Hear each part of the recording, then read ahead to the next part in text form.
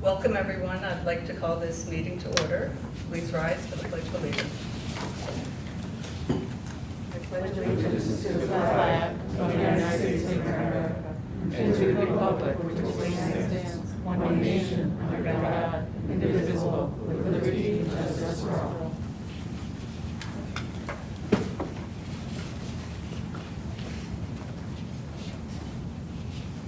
I need a motion to approve the agenda for the business meeting of September 20th, 2021.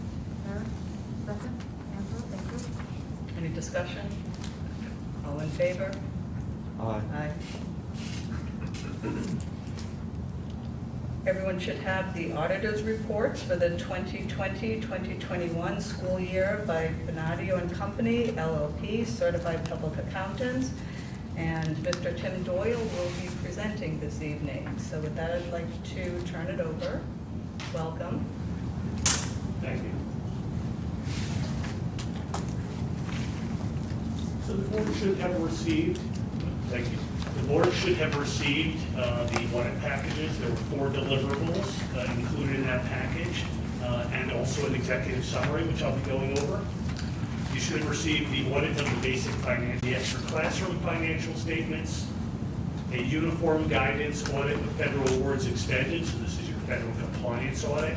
And then lastly, all audits were required to provide to the board and a document called required communication letter, which requires your auditor to put certain things in writing. It's very standard on all audits. So I'll take you through a summary of the results of the audits that you have before you. And certainly any questions that you have, I'd be happy to answer. Again, my name is Tim Doyle. I'm a partner on the engagement with Benadio and Company.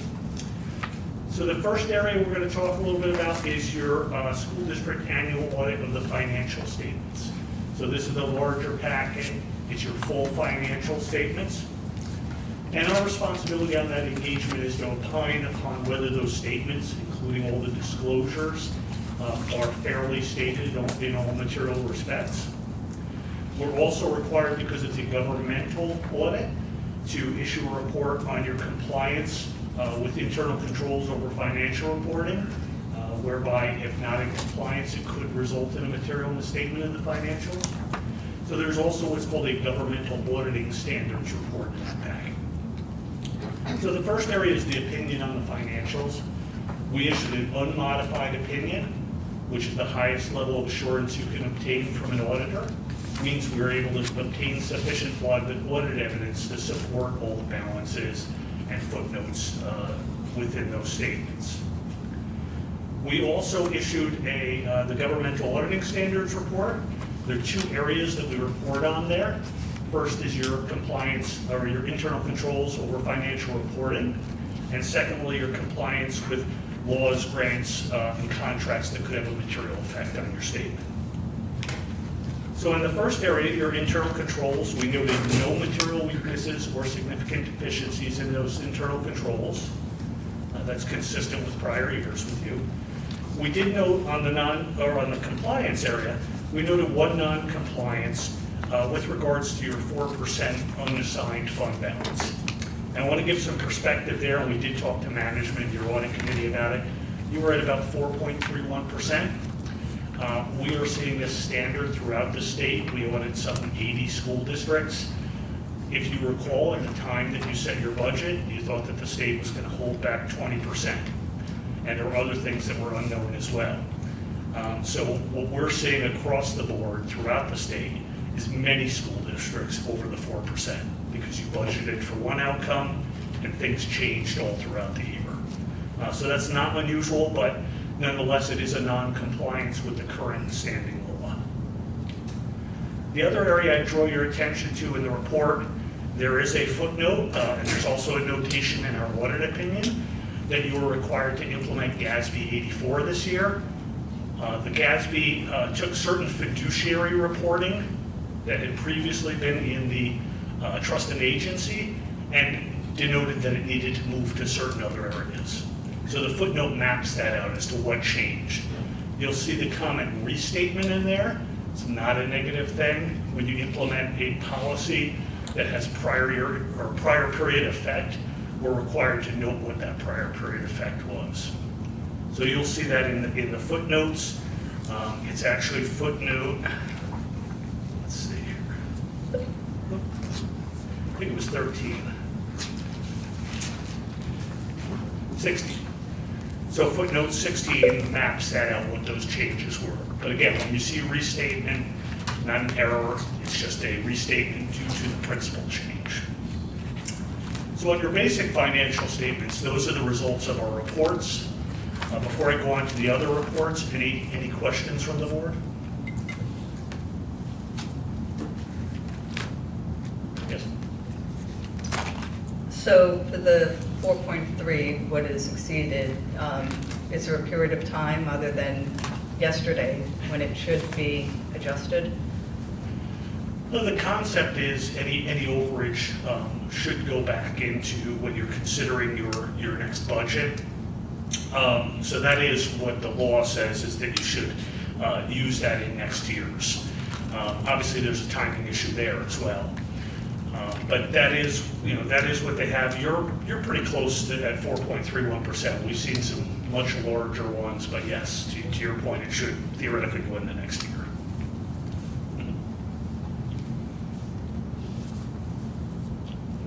Of the 4.3, because I was going to ask about that also, Tracy.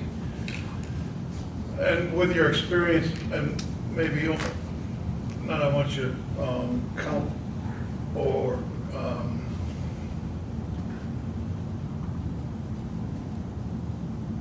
even suggest that you're going to give information about your other clients.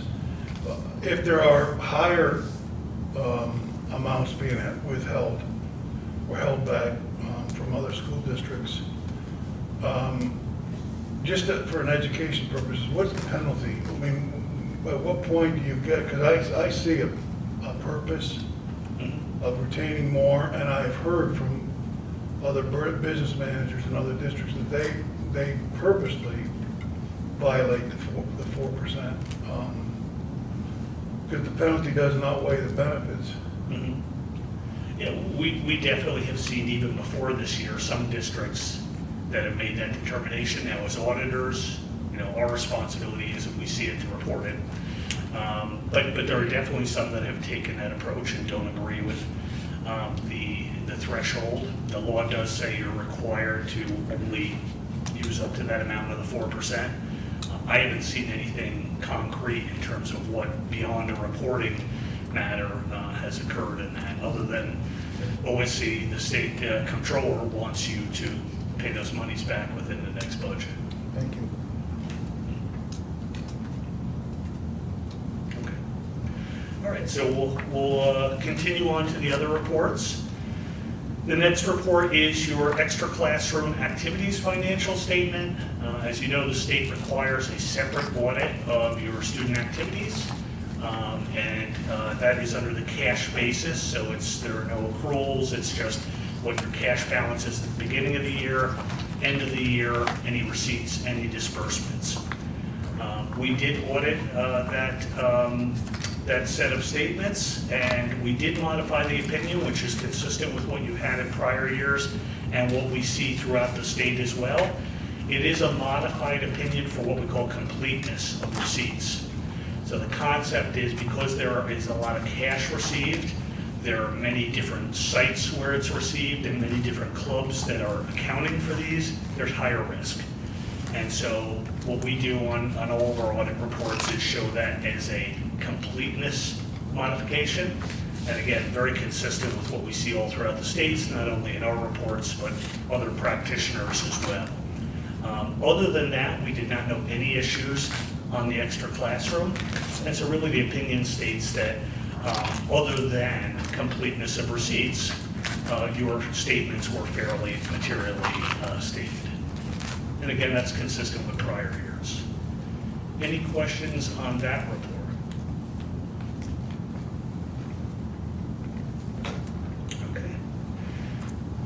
The next report is your uniform guidance audit of federal awards expended. So what you're required to do here is have an audit of your federal awards, your federal grants that you've expended. And this year, brand new programs your Education Stabilization Fund for coronavirus aid. The ESSER and GEAR programs were tested. So we tested those with the compliance requirements that are out there. You continue as a low-risk auditee, meaning that in the last 2 years you've not had any findings. And we were required to report on 2 areas relative to those programs. First of all, your internal controls over compliance with the programs. And secondly, an opinion upon whether you did comply in all material respects. So first, the opinion. We tested the programs. You met all the requirements. You did have an unmodified opinion. Again, highest level of assurance provided by an auditor. And then in your internal controls, we tested those and noted no material weaknesses or significant deficiencies on those controls over compliance. So that's a good report, no issues there. And again, brand new programs, ESSER and GEAR that were tested this year. Any questions on that one? All right, the last communication, you have the required communication letter. Very standard, typical things that are in there. We talk about estimates that are significant. We talk about certain disclosures that are significant. And then the other areas I just wanted to highlight there, we're required to note if there are any difficulties encountered during the audit. It's a very standard disclosure in there. We did not note any difficulties, we're happy to say. We also have to note if there are any disagreements with management as to any accounting report or reporting matters or auditing matters. And again, happy to say there were no disagreements in those areas as well. Also, we're required to note if there are any adjustments that we passed on.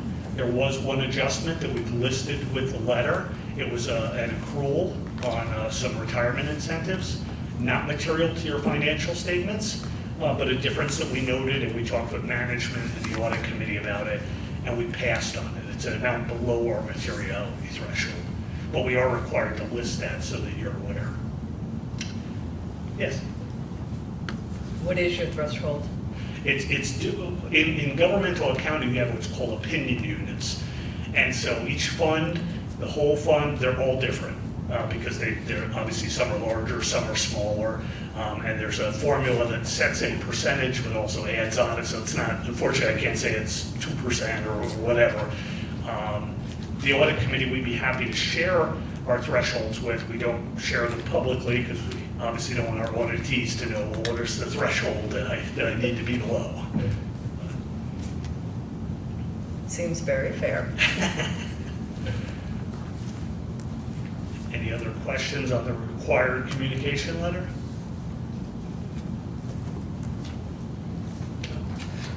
Well, I'd like to take the opportunity to thank management as well as the board. You guys are always ready. We appreciate that, especially during challenging times.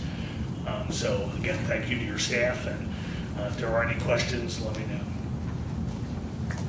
Thank you very much. Appreciate it. Thank you.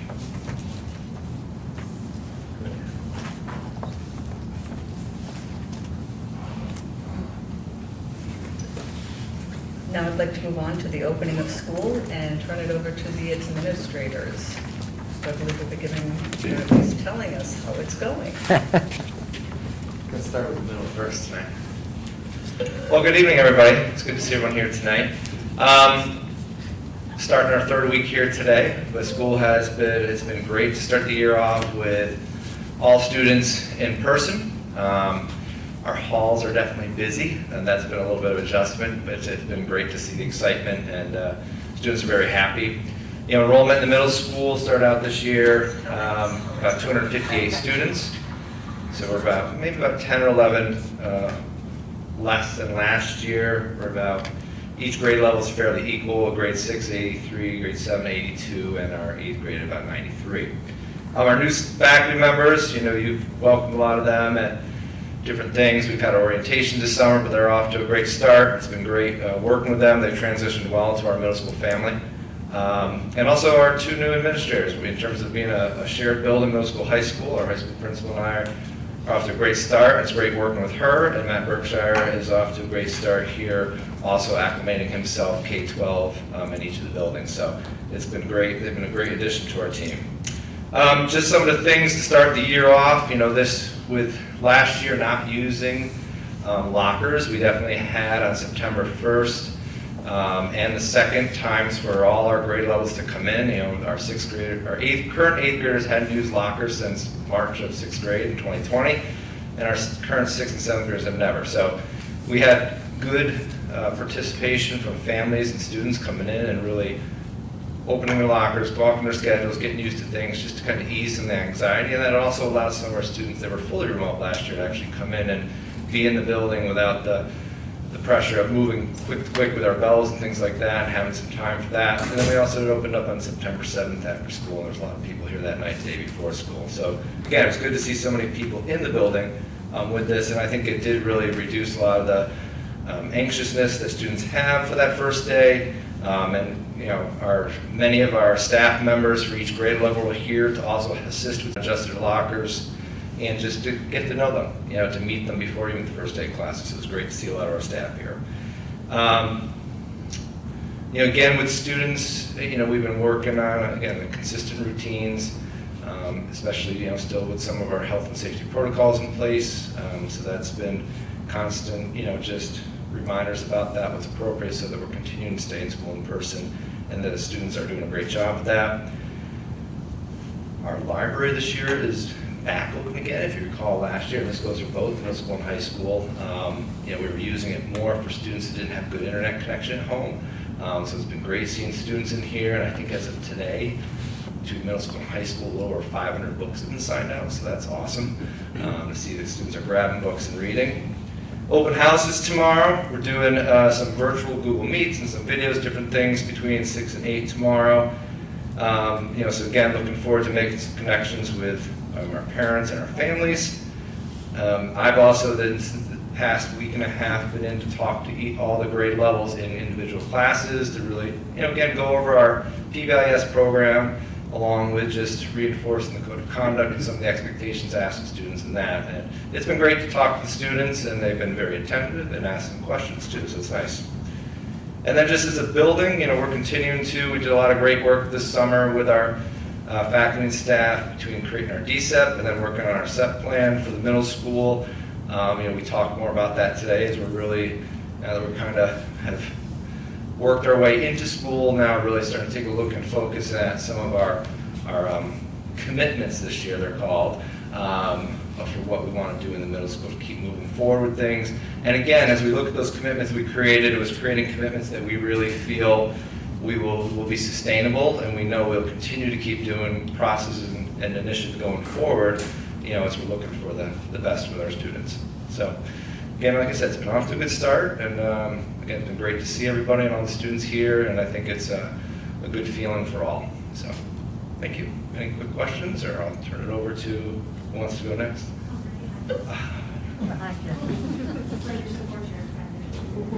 Hello, I'm Christy Gorian, the high school principal, or as Duncan referred to me last week, rookie. So just to go over our enrollment for the high school, we're at 346 total. Just like Brian said, a lot of our grades are similar, except for 12th grade. 9th grade is 90, 10th grade 89, 11th grade 89, and then our seniors are at 78. I wanted to start with the freshman orientation. On August 25th, we had freshman orientation in the morning. We had about half of our 9th grade class show up, which was great. There was 12 faculty members, if not more. There was a couple more, like the secretarial staff that helped out as well too. They got to know the high school, they got to do tours, they got their schedules, and there was some outdoor games involved as well too. Everyone enjoyed their time. That afternoon, we tried something new. We had an orientation for new students to the district, or students that were returning from all. Only 3 students showed up, but we're hoping that this will grow in upcoming years with new students coming to Greenville. Those 3 students, though, were able to make connections, so at least when they walked into the building on the beginning of school, at least they saw a familiar face. We had a strong start to the school year. Just want to echo some of the things that Brian has said. It's really exciting to have the students all back in person, and like Brian said, the hallways are full. The staff and the faculty are greeted and cheered students outside. The one thing that I realized I needed for next year is a cowbell, so Todd said he would work on that for me. The new faculty is adjusting very well. We have a great mix of fresh out of college teachers as well as some seasoned teachers, and they just round out the high school team very, very nicely. Similar to Brian, instead of doing large grade level assemblies where all of the grade levels are pulled down to the auditorium, I decided to do something a little bit different. The social studies teachers were very gracious and allowed me to come into their classes, and so I got to meet every single student in a small group setting. I did the same thing. I went over some rules, the safety procedures and protocols, and then I kind of just like left the students with two challenges or words of advice. One was to make sure they become they take an active role in their learning, and the other was to take an active role in being a community member at the high school. I allowed students to ask me any kind of questions that they would like at the end. That was very interesting. We had some of the basic questions like, where did you come from? Were you a principal before? All the ways down to like, what's your favorite baked good? And this one cracked me up. Do you have a favorite go-to hair dye? I didn't know I know. I am hoping that you all received the link for our live morning announcements. You can kind of fast forward right through Mr. Reeves' part if you want to watch the high school students. As of today, we have 5 announcers. We added 2 more students this morning, so there's 5 high school announcers and 1, I'll say, technical producer. She does kind of like some of the back work. Our sports teams are very successful. We got girls tennis going on right now and girls volleyball, boys golf, boys and girls soccer, and cross country. And I believe, Denise, that our boys varsity team is undefeated? Our boys and girls. Boys and levels girls? from soccer. Okay, we're undefeated. So we have lots of events going on this weekend as well too, for homecoming and Greenville Day. And then upcoming events this week on Wednesday, we have a virtual open house. And then next week, Wednesday morning, the guidance department is hosting a new student breakfast. So they're inviting all new students to Greenville, to the cafeteria, socially distanced of course, but just kind of to check in, see how things are going, and offer them a nice breakfast so they can see the other new faces that are new to the district as well. Questions? Oh boy. Quick comment and a question. Yes. One, I think the idea to have, I think you call it an orientation for students new to the district or returning from remote, I think that's a great idea. Try to get them in and comfortable. Yes. So really good there. I'm curious though, you said 3 students did it. Out of how many? What percentage ballpark do you think Yeah, that is? and I think we did it a little early with regards to the new students as well too, because I feel like right before Labor Day is when it comes, and it was a little early. I don't know the exact number. I know because we invited the students that were all remote as well too, and I know there was, you know, quite a bit there. I want to say invites went out to at least 25 students, but that was a combination of both. So I'm not really sure of that exact number. It's a good Okay. question though. I can find that out. Okay, thank you. Sure. Brilliant minds think alike. All right. Thank you, everyone. Good evening. So this year at the elementary school, we started the school year with 457 students in grades K through 5. That is actually the exact number that we had this time last year. So we're pleased that we did not lose enrollment, which has been the pattern for many years. But that 457 is actually a slightly lower number than the number of people who are students who are really in the building, because we ended a class of 18 universal pre-kindergarten students. So, and that class is a really exciting program addition for the district. As you know, that program was possible because of an increase of federal dollars that came to New York State. And so we have 18 UPK students at Scott and Mellis and 18 UPK students at our community partner in Norton Hill. All of those students are receiving a 5-day-week program for 5 hours per day. And it's just absolutely exciting to see them engaging in their school as 4-year-olds. We have a brand new hire in that role so it's 1 teacher, 1 aide monitor, and the students. And we're just really excited to see how she is working with them. And already you can tell the space is becoming theirs, which is really very exciting. This year, as the other principals shared, we have a lot of new faculty and staff and across the different disciplines within our building. People are not only working very diligently, but also working very smart. They're partnering with their colleagues, they're asking questions of their administrators, and we're really seeing them so engaged in their beginning entry point of their life in Greenville. I'm also pleased to say that some of them have even come to me and said, what are the roles for teacher leaders as new people to the faculty and staff, which is exciting to see that they want to engage at the highest levels. During open house events that we've had so far, Mr. Berkshire and I have been talking to parents about 3 major themes: safety, community, and academic growth. And we're really trying to make sure that we continuously echo those themes throughout the entire year. A few things that have gone really well so far this year. You've heard some conversation about orientation programs for newer returning students.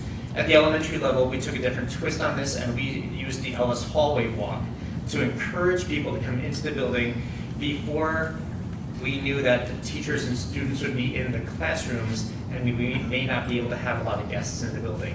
So the hallways were open, and we had over 200 students attend with their parents, and they went on a scavenger hunt throughout the building. We made passports for them, and they had to go to stations throughout the building, collect stickers at each location, and then they shared their passport at the end. Every student was given a brand new book to take home, and we invited them to sit in the auditorium at these craft tables that we had spread out all across the space so that they could be distanced, and boys and girls made posters to welcome everyone back to school. And then we hung those posters up around the building for the first day. I was really excited by that. Students are excited to be back in school. It's great to see them walking in the hallways. Last year, if you were a second grade student, chances are, depending on the weather, you only left your classroom once during the day, and that was to go to the hallway for PE. This year, boys and girls are using the library, using the cafeteria. They're in art, in music classrooms, and they're just so excited to be back in those spaces that are familiar to them. We thought it was important this year to have a little bit of fun at the beginning of the year, and so 2 years ago, we had invited a performance group in called Audio Body Electric Circus. And it's really a group that has homemade instruments. They talk about the engineering, but they also talk about, we weren't born being good performers. We practiced and practiced and practiced, and we got better at it. And that was the message that was delivered to the kids. But overall, what the kids also noticed was really cool lasers, really cool black lighting, glow-in-the-dark items, and really great techno music. They had a blast. And it was a wonderful year to kick off the beginning of the school year. Today, as I was walking around visiting classrooms, though, I also got to see my 4th grade students already submitting their first reading logs, showing their dedication to a week's worth of reading at home. So building those connections between home and school. Some of the things that we're going to be working on this year, again, those 3 themes of safety, community, and academic growth. But when it comes to the safety, it's like every year, you're not just teaching children, but you're also reminding faculty and staff and parents about how we make these procedures work. And so we have this fantastic parking lot at the north end of the elementary school, but today we send out a reminder saying, please don't come early, because you're creating a traffic jam. So we don't want traffic backing up on Route 32. We're going through the process of better educating and communicating with families about ways that we can make sure that it's safe for them, safe for our children as well. And frankly, parents did a great job today. We also are trying to make sure that we are communicating with all of these new players in our district, not just because we have new faculty, but we have new roles. And so we want to make sure that our instructional coaches and our intervention teachers and classroom teachers all really understand who's responsible for what and where those assignments intersect. And so we see that as a real important role as we go through the year. It's about working, whether as an administrator, as a teacher, making sure that we keep communication first and foremost. Any questions? Thank you very much. It's going to be an exciting year. Thank you. It's wonderful to see all these new traditions being created, and we really appreciate the update. Now I'd like to move on to open forum. The 30-minute open forum is the time the board sets aside to hear in-person comments from the public. Comments may also be emailed in advance of the meeting prior to 4 p.m. on the date of the meeting to Daphne Pearson, District Clerk at pearsond@greenvillecsd.org. This is an opportunity for residents to voice general concerns or complaints or compliments, especially about items on the agenda. However, this is not the time to register complaints about specific individuals or about items that should be addressed confidentially through the proper channel. Is there anyone that would like to speak?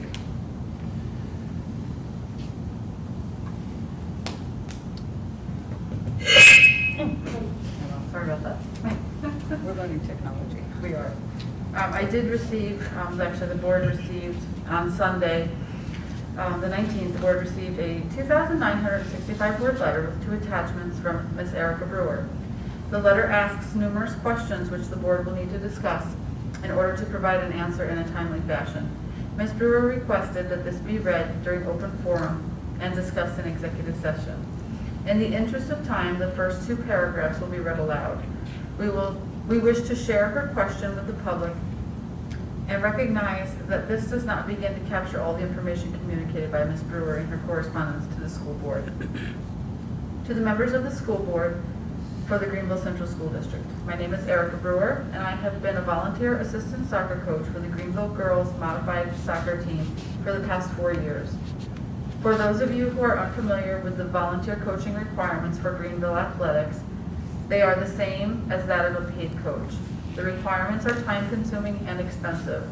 There is a link to requirements located on the Greenville Athletic website. It's under Documents, Greenville Athletics. Not all school districts require volunteer assistant coaches to obtain a coaching certificate. I chose to volunteer coach at Greenville because I like coaching. I enjoy working with our area youth, to help them build character, self-esteem, and learn to collaborate with others toward a common goal. And I think it is important to donate time and resources back into the community in which I live. I was disappointed when my request to opt out of COVID-19 screening, testing for coaches and athletes was denied, even though I am fully vaccinated. The reason I was given for Ms. Wickham was, quote, the superintendent has been meeting weekly with a regional group of health departments as well as with the Greene County Health Department. As a result of those discussions, community transmission rates, and data on breakthrough cases, the district is currently requiring testing for both vaccinated and unvaccinated athletes and coaches, unquote. This does not explain why a fully vaccinated individual would be required to participate in screening tests when it is already required that all participants wear face masks. This just explains an action completed by Ms. Sutherland. I did not receive any more clarification when I directed my request to Ms. Sutherland, which is why I am now reaching out to the board. I would like to obtain a clear explanation, supported with documentation, as to why screening tests are being required for fully vaccinated individuals, in parentheses, without the ability to opt out, end parent. And why only coaches and athletes are being required to participate in screening tests while other high-risk activity participants are not required, or even asked to participate in the screenings. I recognize that the school district must make policies and rules to make the students, faculty, and staff as safe as possible. Now that we are over a year and a half into the COVID-19 pandemic, I think that scientists and medical professionals have a better grasp of the virus and how to best prevent continued spread. The CDC, American Academy of Pediatrics, the New York State Health Department, the Greene County Health Department, and the New York State Education Department all cite a layered approach to preventing the spread of COVID-19 within the K-12 school systems.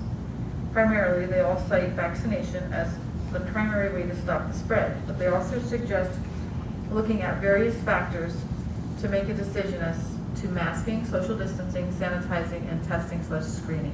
Ms. Sutherland stated in her address to the school board on August 9, 2021, that in regards to contact tracing and quarantining, the Greene County Department of Health has taken a more individualized approach to determining if individuals need to quarantine, as opposed to the broad brush approach used previously.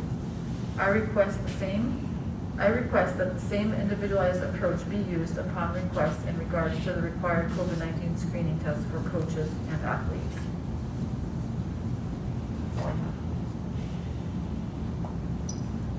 And I just want to say that there is a policy of 5 minutes for statements on the open forum.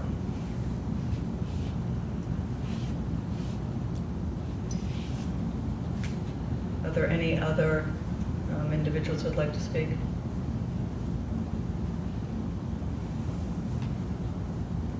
And I'd like to move on to 6.1, and I need a motion to approve the minutes for the, I'm going to do 6.1 through 6.3, so I need a motion to approve the minutes for the August 9th, the August 30th, the September 13th minutes. I saw Duncan and Angela. Thank you. Any discussion? All in favor? Aye. Need a motion to approve the finance reports for the month ending August 31st, 2021. Eric, need a second? Angela, thank you. Any discussion? All in favor? Aye. I need a motion to accept the Committee on Special Education recommendations. Duncan and Eric. Okay. Any discussion? All in favor? Aye. I need a motion to approve the personnel agenda. Second? Okay, thank you. Any discussion? I just have one question, Tammy. On the mentor, the people are assigned to be mentors and mentee, I guess. Is it contract language that if you're in a new position, you have to have a mentor? And there's a state law that if you're a brand new Okay. teacher, you have to have a mentor. Because I was wondering about, some of them have been working here previous, and they were assigned a mentor. I don't know. I know they're in a new position, and some of them are actually in a new. Some we did feel would benefit from a Okay. mentor. Some we did, we have an agreement that they don't need a full mentor if they're in a different position, but they came to us new, but they've been teaching. So they don't need the mentor for the teaching as much as, Orientation. Greenville. Yeah, you know, how to be successful here at Greenville. thank you.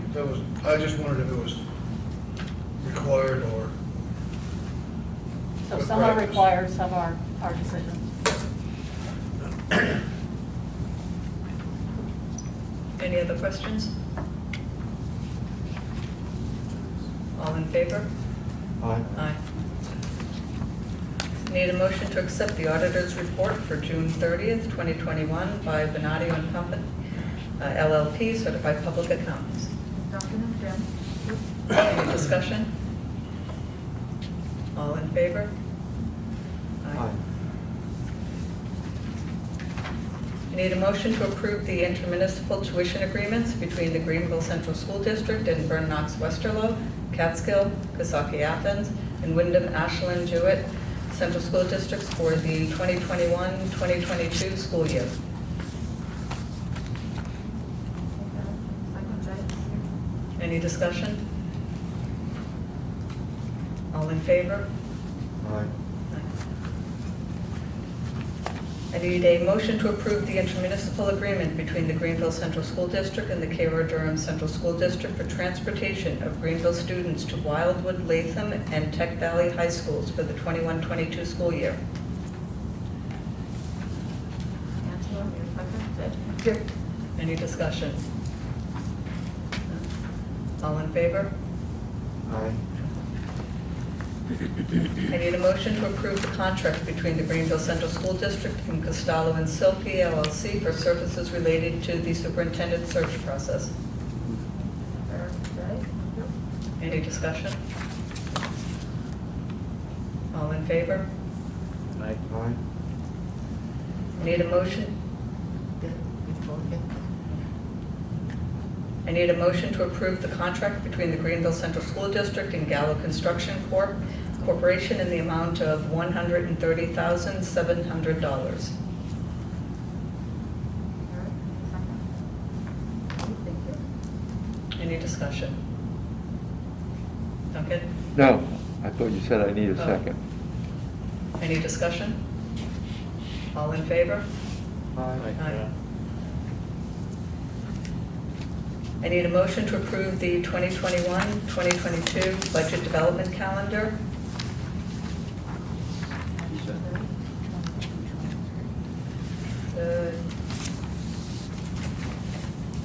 No, Jen says.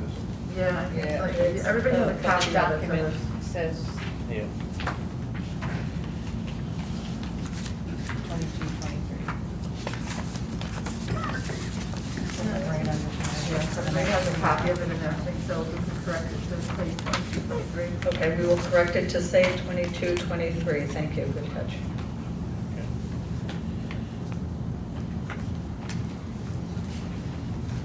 Okay, so I need a motion.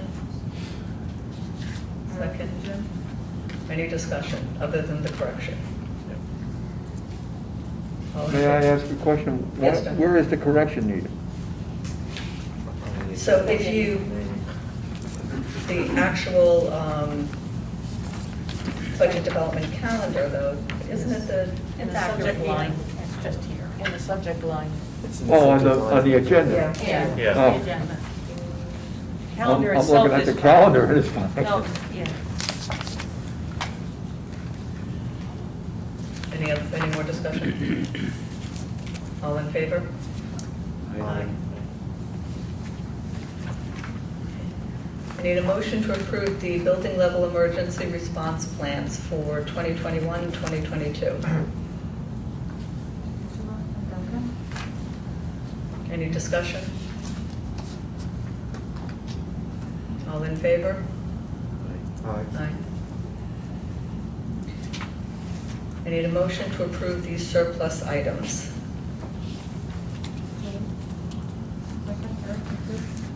Any discussion? All in favor? Aye. I take a minute because the next section, well, these are the different committees. We would like to do them as a group rather than individual. So we're proposing 6.15 through 6.26. These are the combination of the different committees. So I will let people take a minute.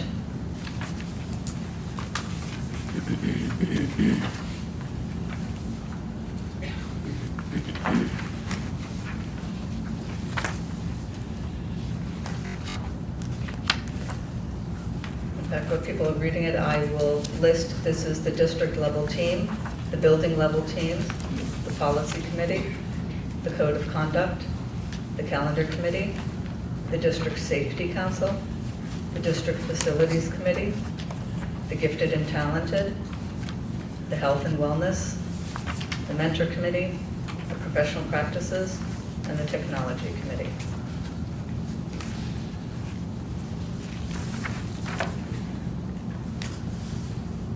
If I could have a motion to appoint membership for the different committees, 6.15 through 6.26. Angela, second Jay. Any discussion?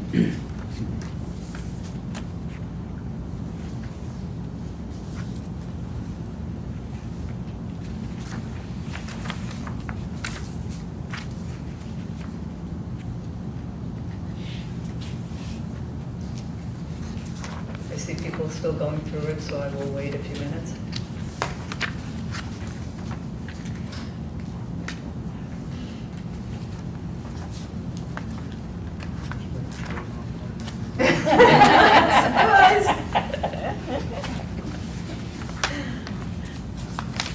Any discussion? All in favor? Aye. Aye.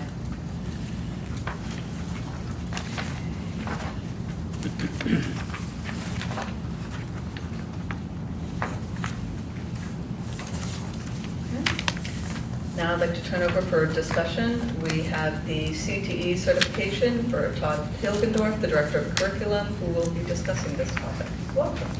Good evening, everybody.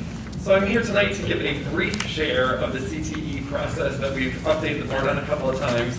Next month at the October meeting, I'll be joined by some of our CTE teachers that will give a more in-depth presentation on the process that has been followed. The reason I wanted to share it a little bit tonight was we are at the point in this process where we have to submit to SED the application that we've worked on since last spring, and that deadline is October 1st. That October 1st deadline does require a signature from our superintendent and the Board of Education president. So in asking for those signatures, wanted to make sure the board was aware of what was going on and the next steps in this process. So this is a CTE application to have our ag program at the high school approved as a state-approved CTE pathway for students. what that means and all the specific benefits. Again, I'll hold off on some of that until the October meeting where we'll give more of an in-depth review. But we've been working on this since last March when we partnered with Bree from the CTE Technical Assistance Center to help us work through this process. We have talked about this for a number of years at Greenville, of getting this benefit and this opportunity for our students. Having the support of Bree at the CTE Tech Center really helped us go through all these motions and get it to a place where we can submit to SED. So the first part of this process, which was really from March up until last week, was what's called the internal study, or a review internally of what courses we offer, what pathways we have the opportunity to provide for our students, and just all the inner workings of that ag pathway. Last week we had what's called the next step, which is the external review. So that was myself and really Lynn Hughes, who spearheaded this from the CTE department as an ag teacher, presenting the process that we've gone through. We had to have folks or representation from industry, so we had 4 representatives from industry, some from farming, some from Cornell Cooperative Extension. We also needed representation from higher education, so we had a representative from Cobleskill and one from Cornell University. And we basically go through and share what we hope for this pathway to be able to provide for our students, answered questions, got some suggestions from them. Again, more of all those details will be shared at that October meeting. So with all of that, we're now at this point where we are going to submit this information to SED to be reviewed to see if we meet all the criteria to have an approved pathway here at Greenville. So the board does have in front of them 2 different documents. The first one is just a list of the different courses that are really, we already provide these courses. What the pathway does is it creates an opportunity for students that have to do 4 units of study within this selection to get a CTE endorsement in agriculture. So that's just listing out the courses that we currently offer, and that they have to pick one from here, a required one there, and then they have some options of picking from the rest of the list.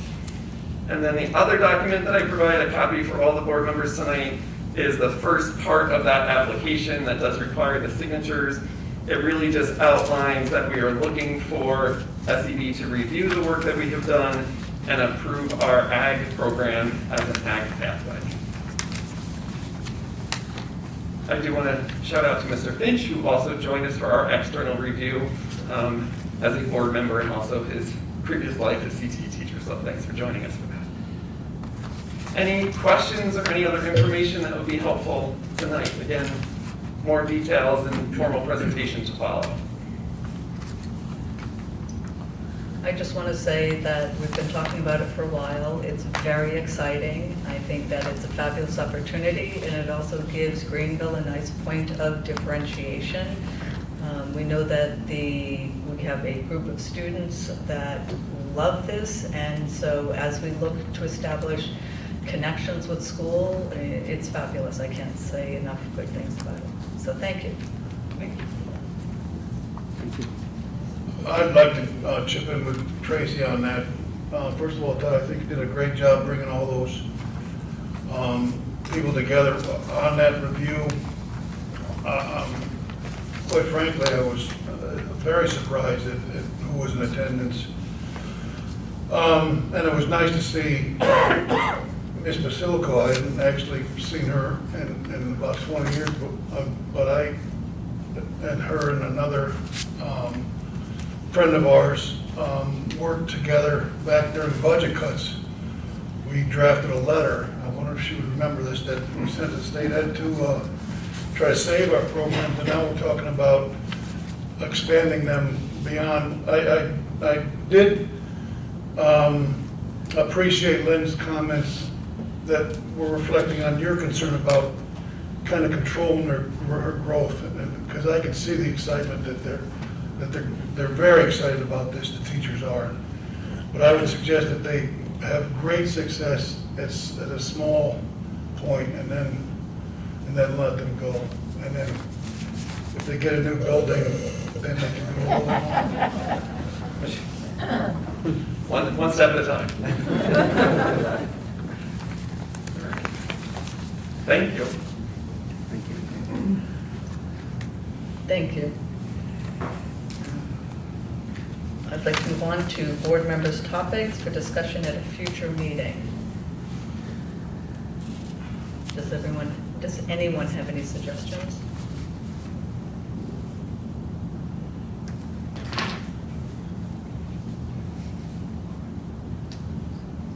Okay, then I'd like to move on to the closing open forum. And the 15-minute open forum is the time the board sets aside to hear in-person comments from the public, and comments may also be emailed in advance. Daphne Pearson, District Clerk. This is an opportunity for residents to voice general concerns or compliments, especially about items on the agenda. However, this is not a time to register complaints about specific individuals or about items that should be addressed confidentially through the proper channels. Is there anyone that would like to speak?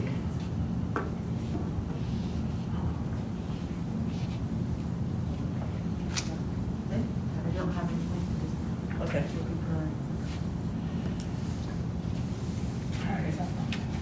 Okay. So now I'd like to move on, and another discussion item then would be the superintendent search process, and I believe Mr. Allen Pohl. We're just going to get him, so There's you can bear with us for a minute. Daphne. No, we're doing hand signals. He's in a conference. Hey, I hit the wrong button earlier, and all of a sudden music started blaring.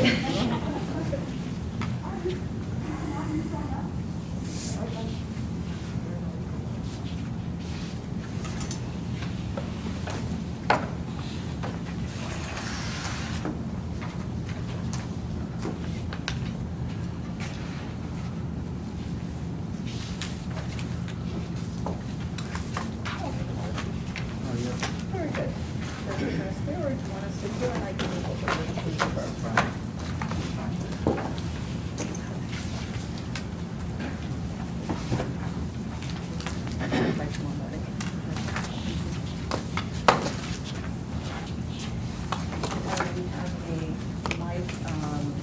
So when you need to speak, then just press it.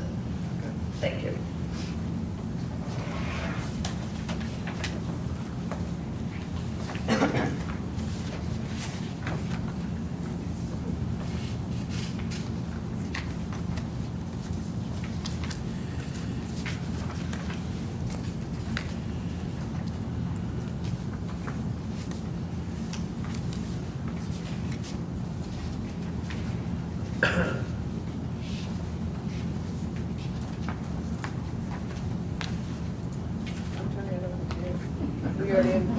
We already introduced you. Okay.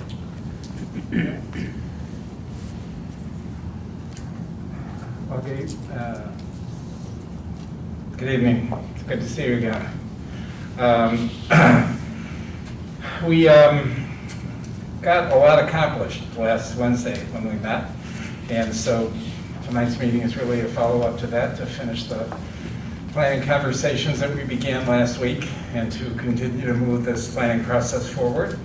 I think that Daphne made copies of everything, again, for you tonight, so I'm assuming that each of the board members has a packet in front of them that has the handout we used last time, modified for tonight's discussion, as well as the handouts to anybody that doesn't have those materials. Okay? So let me just circle back, if I could, for a second to last week's meeting. After last week's meeting, I did put together a mailing list of all board members and mailed out to the board copies of meeting notes from the meeting last Wednesday, and asked board members to respond to me and acknowledge receipt of those notes, just as a way of making sure that I had all the addresses correct. I heard back from, I think, 4 board members. I don't know if other people didn't get them, didn't have a chance to look, if I've got the addresses wrong. I got them, I just didn't reply. Okay, I got them, I replied. you did? Yep. I got them, I did not reply. Okay. I apologize for that. Okay, the reply is less important than just knowing that you got them and that I have it right. let's see, who was David, I guess. I didn't send them, they came directly from Mr. Coleman to your school email. The Greenville Mill. Yeah, I got it. You got it. Okay, so the mailing list works. That will be the primary means of communication between myself and the board. So now that that's in place, we'll continue to use that. And obviously, if you have any thoughts or any questions, certainly feel free to contact me as well. So we got through page 5 of the kind of planning document last time. So really, we're ready to start our discussions tonight on page 6. If you have a chance to look at your meeting notes, or really even a chance to look at the handout tonight that I've modified slightly, you will see that I did update the timeline so it matches the conversation that we had last Wednesday night. So those benchmarks are in place. We'll try to fill in some more gaps as we have further discussion tonight. So the brochure, I guess, would be the first thing. I don't know if you had conversation about that before I got here, where we stand with the brochure. And I will tell you that Daphne has done wonderful work pulling these pieces together, and I appreciate her assistance very much. She's done a wonderful job. Thank you. So can we just start by talking about exactly where we stand right now? Everybody has a copy. I also included the cover letter, which we edited through Google, but Mr. Cole has a copy of his signature, which I will photocopy. And the flyer was finalized today. It goes to the printer, and we should have it by Wednesday afternoon at the latest. I'm really hoping it's tomorrow afternoon, because I'll go to Albany and pick it up. We'll fold it, stuff the envelopes. The envelopes are done. I should say they're done. I have about 15 sheets left, but that will take probably less than 20 minutes to do. But then we can just stuff it, mail it, I'm hoping before the 24th. Okay, so the brochure is done. We're all set. We're on target. Turned that around very, very quickly. So I know that a number of you contributed. Thank you. But mainly to Daphne, who pulled that together. Thank you very much. So we now know where we are. We've got the announcement out. People are going to start hearing about this. And so we pick up the discussion tonight, really talking about my role with respect to begin with on page 6 with the board. What kinds of things will we be working on as we go through this search process? And what I'd like to do is talk through some of these, all of these items, fill in some blanks as we go along, and then by the time the evening is over, this whole process will really start to take shape. Number one of the things that is part of our service is that if we needed an interim superintendent, I would help you to put that arrangement together. But we have chosen the timeline that hopefully we'll have a new superintendent here on or about February 1. So there does not at this point in time appear to be a need for a superintendent, an interim superintendent. So we can kind of forget that. If at any point we decide that this timeline is a bit too ambitious, we can go back and revisit this. But for now, there should be no need to have conversations about an interim superintendent. So that takes care of number one. Number two, there's an attachment labeled Attachment C, which is a questionnaire that I would like each board member to complete. It doesn't have to be done tonight. You can scan it to me. You can leave it with me tonight. I'm sure you can give it to Daphne, and she can make sure that I get it. But sometime within the next week or so, if you could complete this questionnaire and get it to me, this begins to generate pieces of information about priorities that board members have for what they'd like to see in a new superintendent. When I receive the 7 completed questionnaires from the board members, I will compile the results. We will talk about those compiled results probably at our next meeting and double check that in fact those compiled results represent the wishes of the board in terms of priorities for the new superintendent. So shouldn't take too awfully long. Let's say a week. If you can fill that out and get that to me, I would appreciate it, and then we'll follow up with conversations. at the next meeting. And stop me, if I'm going too fast or you have questions, please don't hesitate to jump in.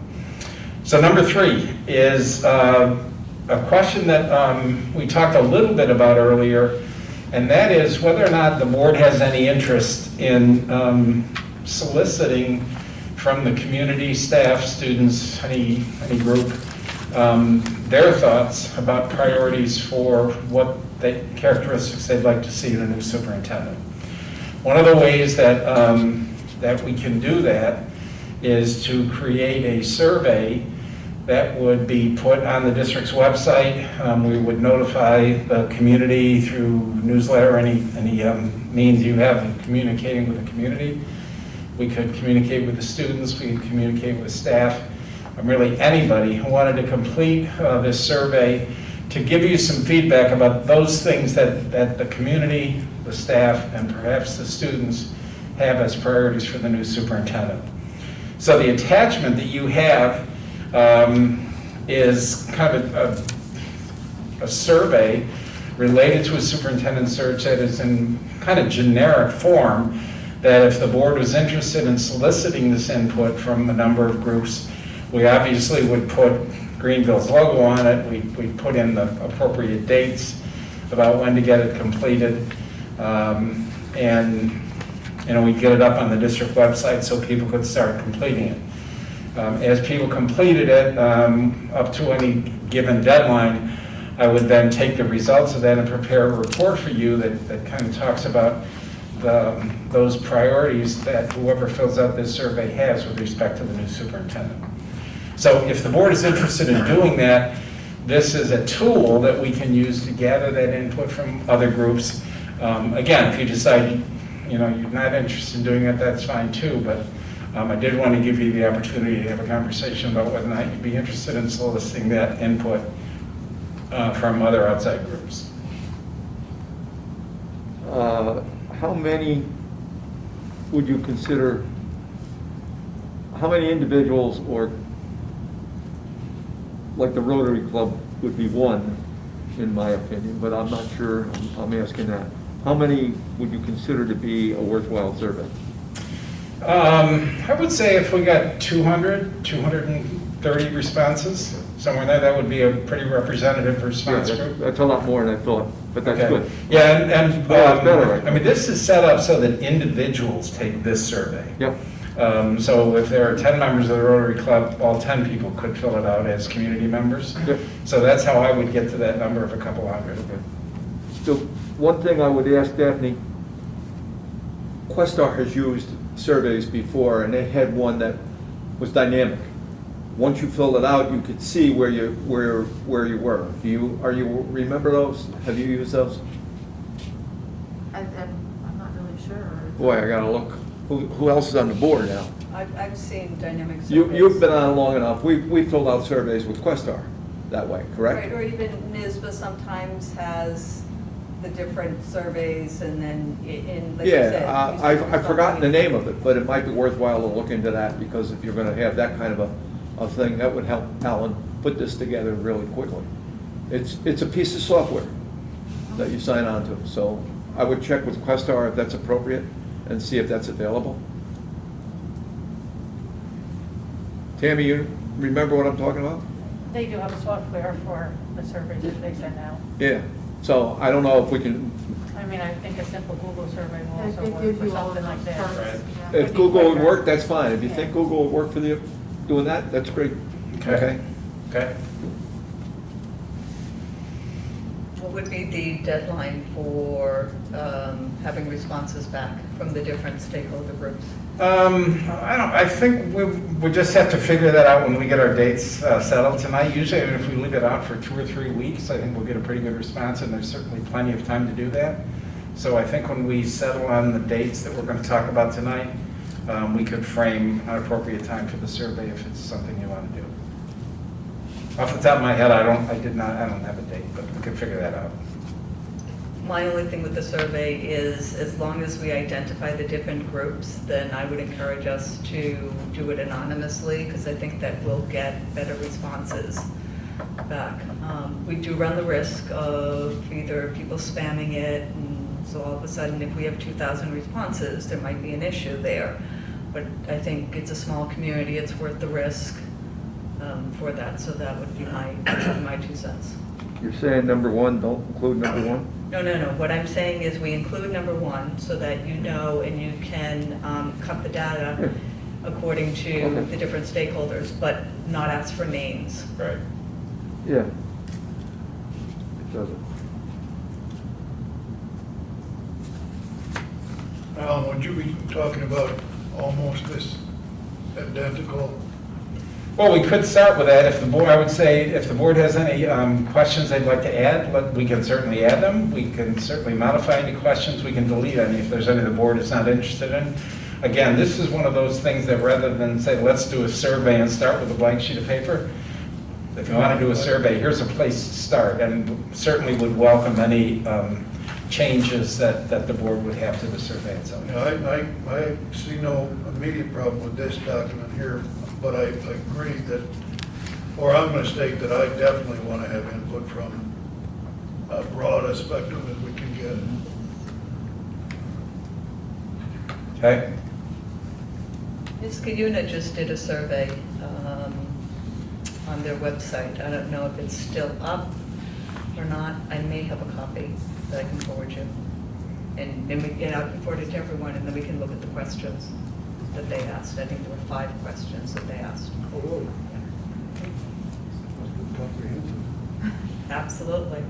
Probably that sounds more like an open-ended survey than if it's got 5 questions. A survey that says, what characteristics would you like to see? What goals would you like to see accomplished in the next 3 years by the district? That kind of thing. It's a different approach. This data when received is obviously easier to quantify and to compile and then share with the board. But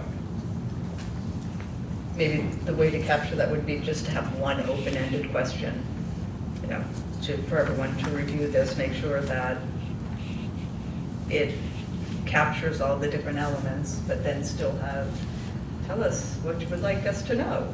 mm-hmm. That could be open-ended. Yep.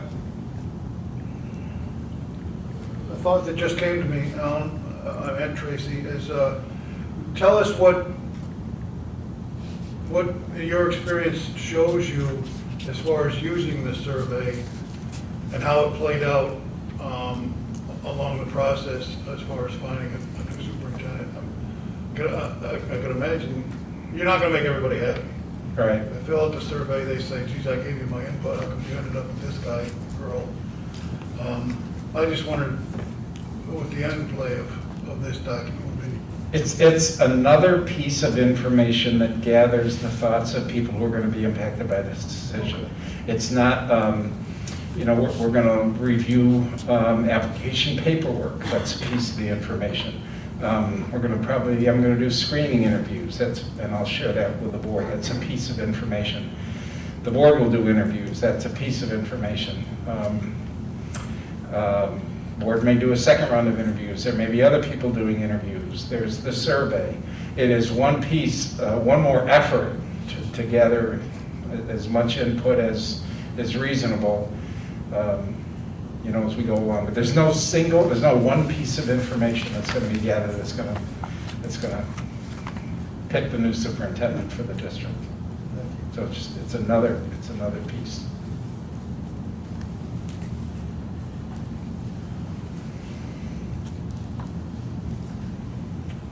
So I'd say if you're interested in doing it, Tammy and Daphne and I can probably work out the mechanics of this if you want to do it. And if you don't want to do it, that's fine too. Just something for your consideration. I'm also interested in doing it. I agree with the other people who've spoken. I would just ask if anyone else on the board has any concerns with doing it, please speak now. Otherwise, I'd say we have a consensus to move forward with it. I agree. I agree also. As much input is best. Okay, then why don't we say that by the end of the week, if any board member has any changes they want to make in the survey, if you could get them to me, or Daphne, I suppose, either way. Just I would have only one question. Last question on this survey talks about at least 5 years, but we're offering a contract for 3. Is there a dichotomy there? No, I don't think so. Contracts for superintendents are routinely extended, either at the end of the initial contract or during the first contract, so no, I don't think that's a problem. Okay, so even though we'd offer a 3, we're asking, or if that turned out to be something that everybody wanted, Right. at least 5 years, then Right. we're comfortable with that. Right. Okay, want to make sure. Yeah, and again, the 3 years is the hiring contract. I That's the understand. contract, I understand. yeah, under which, Yep. yeah. Okay, so I'm gonna do it? Yeah. Okay, end of the week, any changes from the board? Get those to me or to Daphne, and we'll update it, and then work with, we'll get it done somehow. We'll get it done. We'll take care of the mechanics. Thank you. One of the things with a survey using Google Forms, can people access it on their phone? It's like 30 to 40% of people access, okay, all right. Last question for me on this particular topic. Do you have a search going on now that is using a survey? No, this is the only search that I'm doing right now. I just finished a search that used, I think this is the one that they used, I believe. Similar one, certainly, but that's finished, and they've hired their superintendent. I'm finished with I that. was just looking for an opportunity to go on and see what it's like as an online presence. Yeah, I mean, you can look at the, I don't know if it's still up. I mean, the district was West Hill School District. It's a suburban Syracuse school district. Yeah. It's West Hill, all one word. It was on their website. I don't know whether it's still there or not. If you'd like, I can certainly contact them and get a copy and mail it to you. Well, Email it. If it's still live, then it'd be value to see, I don't know about anybody else, but if not, then we'll see what ours looks like. Okay. Okay. We'll let you test ours, Dave. Okay. So then moving on to number 4, we had the conversation at the end of last Wednesday's meeting about the appropriate forum to discuss the superintendent search. And one of the things that we reviewed was the opinion of your school attorney that as long as we're talking about the process of the superintendent search, it's appropriate to have the conversations about that process in open session. I agree with your attorney's opinion and am fine having any discussions about the process of the search in public session. However, at the point at which we start talking about any individual candidates, anybody's name comes up, at that point the board should go into executive session. And so that's really how we distinguish between the two parts of the search discussions. So we skipped over on page 5 last time as we were talking about recruitment and advertising in the brochure, whether or not there were any candidates that the board would like me to approach and encourage to apply. And then tonight on page 6, number 4, is the conversation about whether or not there may be any internal candidates. Those 2 items both deal with people. My suggestion would be that those 2 items would be addressed at a point in time when we could have an executive session. So I would suggest we just carry those over. If you want to do that tonight, that's fine. If you want to do that the next one, I don't know what your schedule is, but certainly that leftover item from last Wednesday's meeting, as well as number 4 on page 6, should be held off until the board is in executive session. Questions?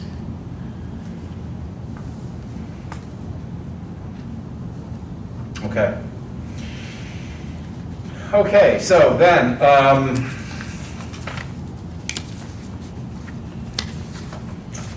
next item, you'll notice that one of the things that we do routinely as part of the search is prepare information sheets on all candidates for the board, and I have attached a sample of an candidate information sheet that I would be prepared to send to the board on a regular basis. We can talk about what that means. But again, Remember that all the application materials will come to me. You don't have to worry about them hanging around your district office or people bugging Daphne or anybody else about who's applied, etc. So I'm going to have all this stuff, and then I am prepared to let you know on a regular basis where we stand with the applicant pool. So this attachment E is an example of what I would be sending you on a regular basis to keep you updated on where we stand with applicants. Now, let's not forget that I'm going to be meeting with you throughout the time that these applications come in. So I'm going to be here, and we certainly can talk about them. I don't mean to exclude that piece, but between our meetings, I can send this to you. And here's what this sheet really says. The first column where it says name and address, some of that is pretty self-explanatory. You will notice that I have Mr. Joe Dokes and Ms. Sally Jones and Dr. Robert Smith. Someone does tell you whether or not an applicant has a doctorate or not. If they have a doctorate, that would be so noted. So their current address, contact information, emails, etc. The second column gives, called current position / salary, gives you the title of the person. So Joe Dokes is Assistant Superintendent for Secondary Curriculum and Instruction. That's Joe's title. Joe works in Smallville, which is a school district of 12,700 pupils. So you get an idea of what size the district is that the person is working in. The next line tells you that Joe has been in Smallville as the assistant superintendent from 2006 to the present, and that his salary is $88,495. There's a bunch of information there. The next column, which talks about experience, gives you all of the candidates' experiences in terms of their title, the district within which they worked, and the years that they were in those titles in that particular district. So it's a fast way to go through somebody's resume. All that would be provided to you. Breaks in employment show up there usually, if there are any of those. But all of the candidates' experience would be in that column. The final column is we're requiring a letter of application, a resume, an application completed by the candidate, a copy of the candidate's certification, and their credentials, which would include at least 3 letters of recommendation and their graduate transcripts. That column shows you where people stand in the application process. So you can see that Joe Dokes is finished. He's got everything in. You can see that Sally Jones has sent in her letter and her resume, but nothing else. And Robert Smith has got everything in except his letters of recommendation and his graduate transcripts. So this is something that I would send to you, email to you every Friday, every time there's a significant change in the applicant pool. However often you feel you want to see it. I'm sure you don't need to see it every time I get a copy of somebody's certificate. You don't need that, but certainly, again, I would go back to what we've talked about a lot. This is your search. You should certainly know who the candidates are anytime you want to. And so this is something that I would send to you to keep you updated on the applicant pool. Okay? I would suggest close of business Friday would be perfect. On Fridays? Yeah, well, any day, but close of business Friday kind of makes the thing. No reason to send it every day. Right. Okay. Okay. So questions about that? Again, there's a lot of information on here, and after you get used to using it and seeing it, there's a lot of information. Now, having said that, every time that I come here to meet with you, I will bring the complete application folder, every piece of paper from every applicant. And if you say, thanks for this, Alan, good job, but I want to see Sally's complete folder, you see Sally's complete folder. It's not any attempt not to show you everything. And I will bring everything with me every time that I come. Certainly, if you want to see it, you certainly can see it. But this is in between meetings to keep you updated on where we are. Okay? Based on the salaries you got here, you better bring a trailer. Well, we'll keep our fingers crossed.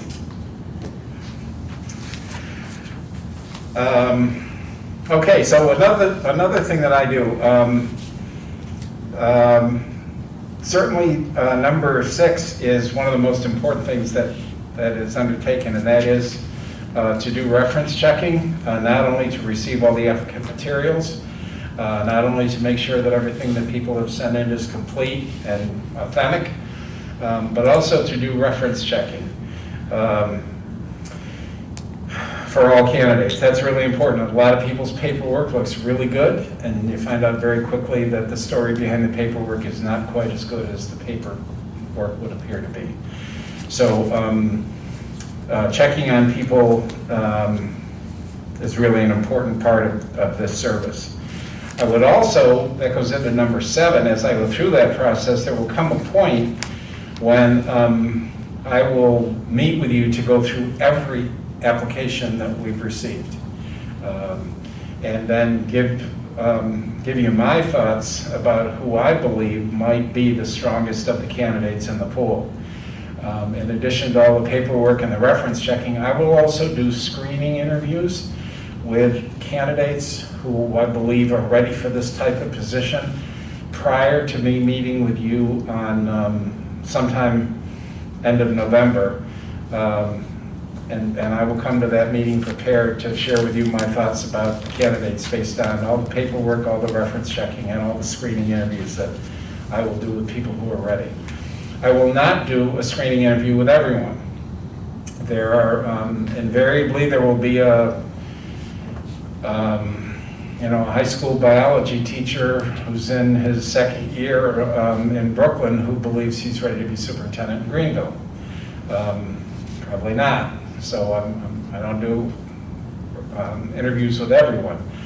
But those people who appear to have the background, who appear to have the experience, the knowledge and understanding of how schools work, and who appear to be ready for this type of leadership opportunity, those are the people that I'll be speaking with.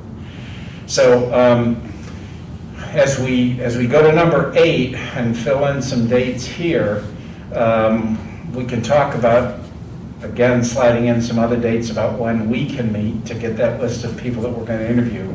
But know that there's from October 29th until for the next 2 weeks. That's what I'm kind of running around crazy, making sure that I'm able to check up on everybody who made application for this position. And then we'll get together and talk about where we go from there after this. So knowing that we'll come back to those, to 6 and 7, number 8 is that question that we talked a little bit about last Wednesday, but didn't really come to a decision. That is what the board would like its search process to look like. There are a couple of different options. What we talked about, at least in terms of setting the timeline that we defined last time, was a fairly traditional search process where there would be a couple of rounds of interviews. And oftentimes in a traditional search process, we try to get to 5 or 6 applicants, 5, 6, 7 applicants.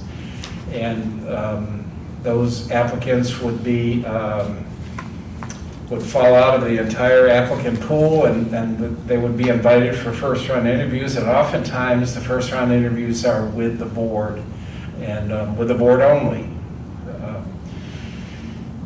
And maybe we would do 2 of those interviews a night for each of 3 nights, and at the end of those 3 nights, the board would have interviewed 6 different people, and at that point, the board could make a decision about which 3 of those 6 they'd like to invite back as finalists.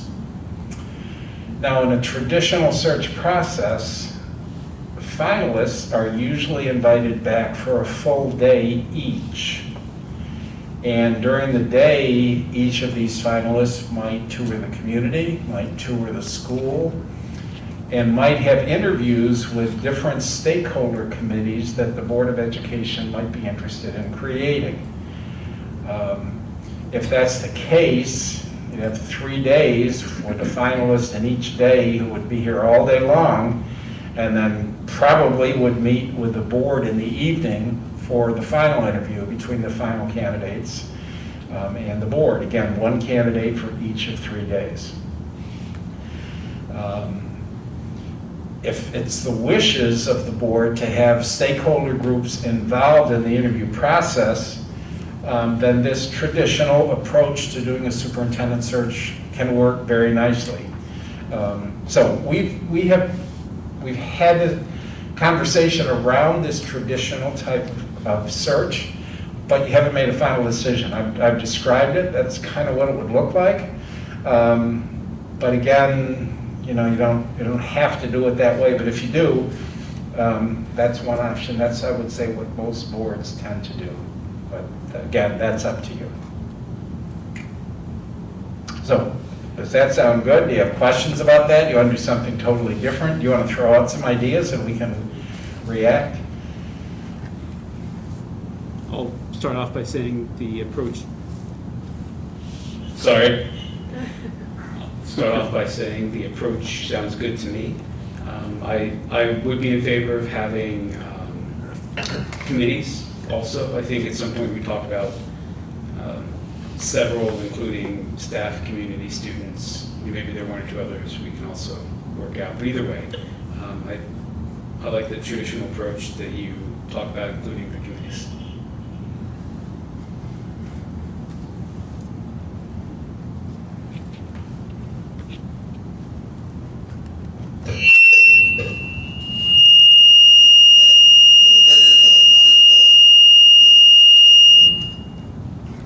I got a big mouth. Go for it, Dr. I have a big mouth, so I'll just speak without that. I'm not sure why that's doing it. I support the idea of community committees. I have a question, however. We're asking people in the community to make available time. Are you talking about like an hour interview with maybe 2 different committees during that 1-day process? Or, for example, we might have a committee of teachers. We might have a committee of local businesses. Would they be a structured interview type thing, 1 hour apiece, something like that? Yes. And would we expect to use the same group, i.e. 5 teachers, whatever the number is, 5 community members, the same group for each candidate, or would you have iterations of those groups? I would definitely use the same interview committees for each candidate. Right. So we would have to, if we went out to do local businesses, we'd have to get a commitment beforehand that they would be available, let's just say a Tuesday, Wednesday, and a Thursday of a given week. Right. Okay.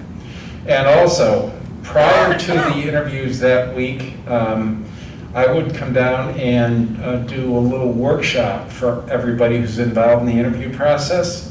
And I would go through with them what the search process has been, where we are in the process, their role in the process, review the candidates that they're going to be interviewing, help them with the development of questions, share with them questions that they're not supposed to be asking. I would do that little workshop. Okay, so what we would ask of anybody who's willing to serve on these committees would be that you would come to that workshop for an hour, and that you would come to, again, for purposes of discussion right now, you come to 3 interviews for an hour each. So that would be the commitment. And we'd expect you to make all 4 of those days. Right. And there's 2, that type of committees, can you maybe give us an idea of how some other schools, districts have used this process? 2 committees like that, 3 committees, 4 committees? Usually it's 4 or 5 committees. Usually there's a committee of teachers. Usually there's a support staff committee. Usually there's an administrative committee. And usually there's a community committee. Okay, so there's 4 right there. Right, there's 4. Now, some districts, especially in a smaller district, sometimes there's a student committee. That would be 5. Sometimes there's if not a committee, there's a group of district office staff who may be confidential employees who don't fit with the unionized employees. And sometimes that takes the form of a coffee in the morning or a more informal. We would put the day together. Would you give me some idea of who you'd like involved in this process? What kinds of groups? And then, you know, I would come back to you and say, I talked to Tammy and this day, something like this might work. How does this look? Let us worry about the logistics after you tell us what kinds of committees you'd like to have. And I used 5 as an example. Typically what size are these committees? Usually around 7 people. I mean, the interview's an hour, so you don't want 15 people. That's going to be frustrating with not enough time to ask that many questions. So usually 6, 7, 8 people, something like that.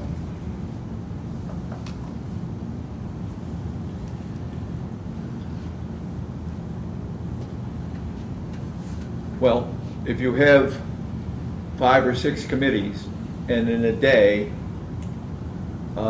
I would imagine you've got to give a break in between each of these for the candidates. So that's their whole day. They don't get to see much of the community in that respect.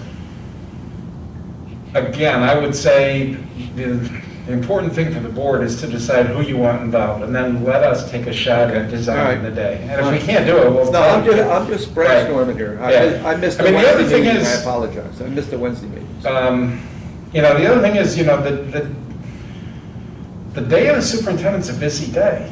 So it's not unusual for a superintendent to come to work at 8 in the morning, to meet with 5 or 6 different groups throughout the day, to go from one location to another, to be at a meeting at night till 8:30, 9 o'clock, 10 o'clock at night. So I would say if we structure a day that looks like that and somebody's out of gas at 2:30, you probably don't want them as your superintendent. The superintendent's day is a busy day. So it would be, you can't have 5 committee interviews and a tour of the school and a rest and provide lunch. And there's no question it will be a very busy day, but that's the day of the superintendent too. Okay, cool. Are we involved with the committees when they're doing their interviewing as a board, or are they left to do their interviewing and we get feedback from a different source? My recommendation would be that you let the committees do their work, develop their questions, and provide you with feedback from their interviews, and that you let the committees operate on their own. That would be my recommendation. Well, I apologize if I missed this. You're operating this process on the number of how many finalists? Well, again, for planning in terms of dates, we're assuming that there'd be about six in the first round, that if we have 12 or 15 applications, we bring in 6 to be interviewed. And those 6 would be interviewed by the board in the first round. At the end of that first round, the board would say, of the 6, these are the 3 we'd like to have back as finalists. And then those 3 would come for a full day each, and we're kind of talking through the options of what that day might look like. So that would be quite a day for those community members as well. Well, no, the community members would just come for their interview. The community interview may be from 4 to 5. 3 times. So. 3 times, right, 3 times at 4 o'clock. Yeah, 3 days in a row. Right, probably. Yeah. Certainly, if we can, 3 days in a week, yes. Yeah, Tuesday, Wednesday, Thursday, Monday you could do your orientation. And then Friday we'd have some sense of where we were.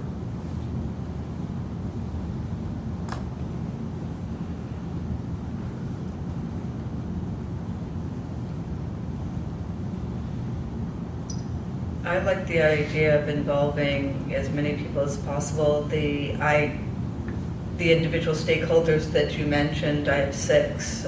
So teachers, administrators, student, community members, parents, support staff. Are we missing a major group? Administrators, you had also. I had administrators. Okay. I'm sorry, Tammy, Tracy, could you go through? Teachers? Yes. Administrators? Yep. Students? Yep. Community members? Yep. Parents? Support staff? Yeah, usually parents are included as community members. But if you want two different committees, I suppose you could. Well, I would say if we have a lot of parents who are interested, they might form their own committee. If we don't, we could collapse it. So that was 6, you had 6. I had 6. And am I missing a major group? No, I would want to have more. No, I think you're not missing a major group. You did mention the DO staff,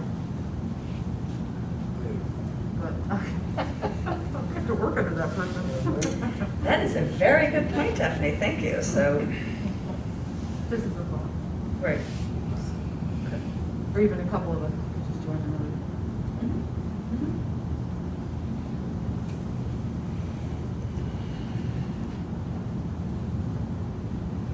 Because I just think if you have 6 or 7 committees, you're going to have, not that you wouldn't even under 3 committees, have redundancy in questions. But, you know. Right, you will. You will. I mean, what I will encourage in that workshop, what I would encourage each committee to do is to develop questions that are of interest to you. And trust me, support staff questions are different than teacher questions, are different than administrator questions, are different than community questions. That doesn't mean that everybody isn't going to say, what are your thoughts about how to handle this COVID issue? There may be some redundancy, but I would hope, I mean, the reason you want multiple committees is you want multiple perspectives, and I think you want people asking questions from their perspective. So they'll be different, and yet there may be some redundancy, and that's okay, I think.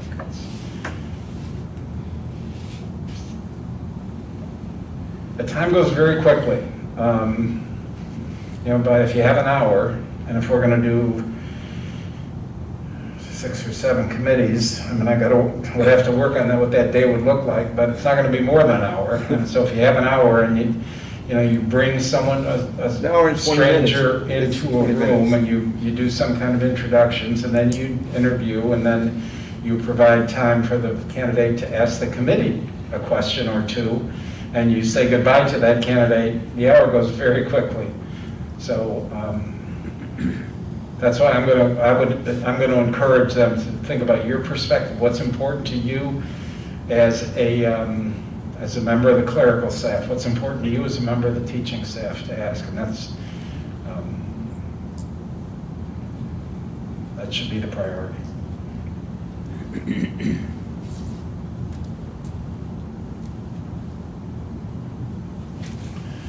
So what do you think? Do you want committees? Let's start there. I want committees. I think 4 is the most, and we find a way to get every one of those groups that Tracy articulated into 4 different groups, or 4 different committees.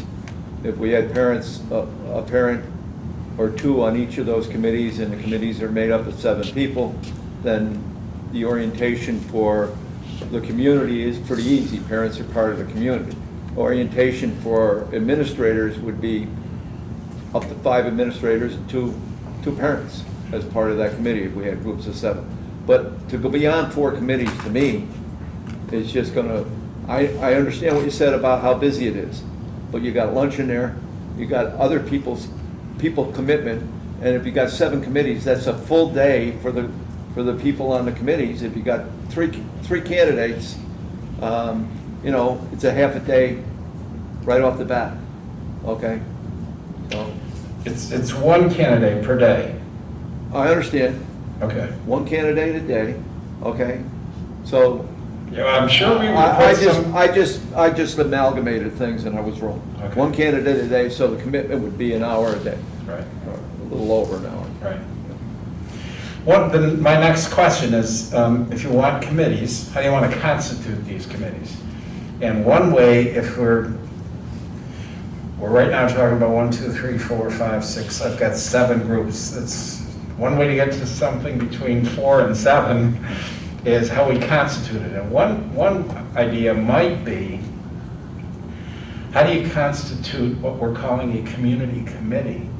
And maybe 2 or 3 of those community committee slots, we would ask the PTA of each building, I don't know how your PTAs are structured, but some type of parent-teacher group to recommend a parent, which would be a way to ensure that parents were included in that group, but we could still get through the process of having one community committee by having some parents, some business Bank manager, the town manager, that kind of thing. Exactly. Rotary Club. So there is a way to put those two groups together by how we constitute the committee, if you want to do that.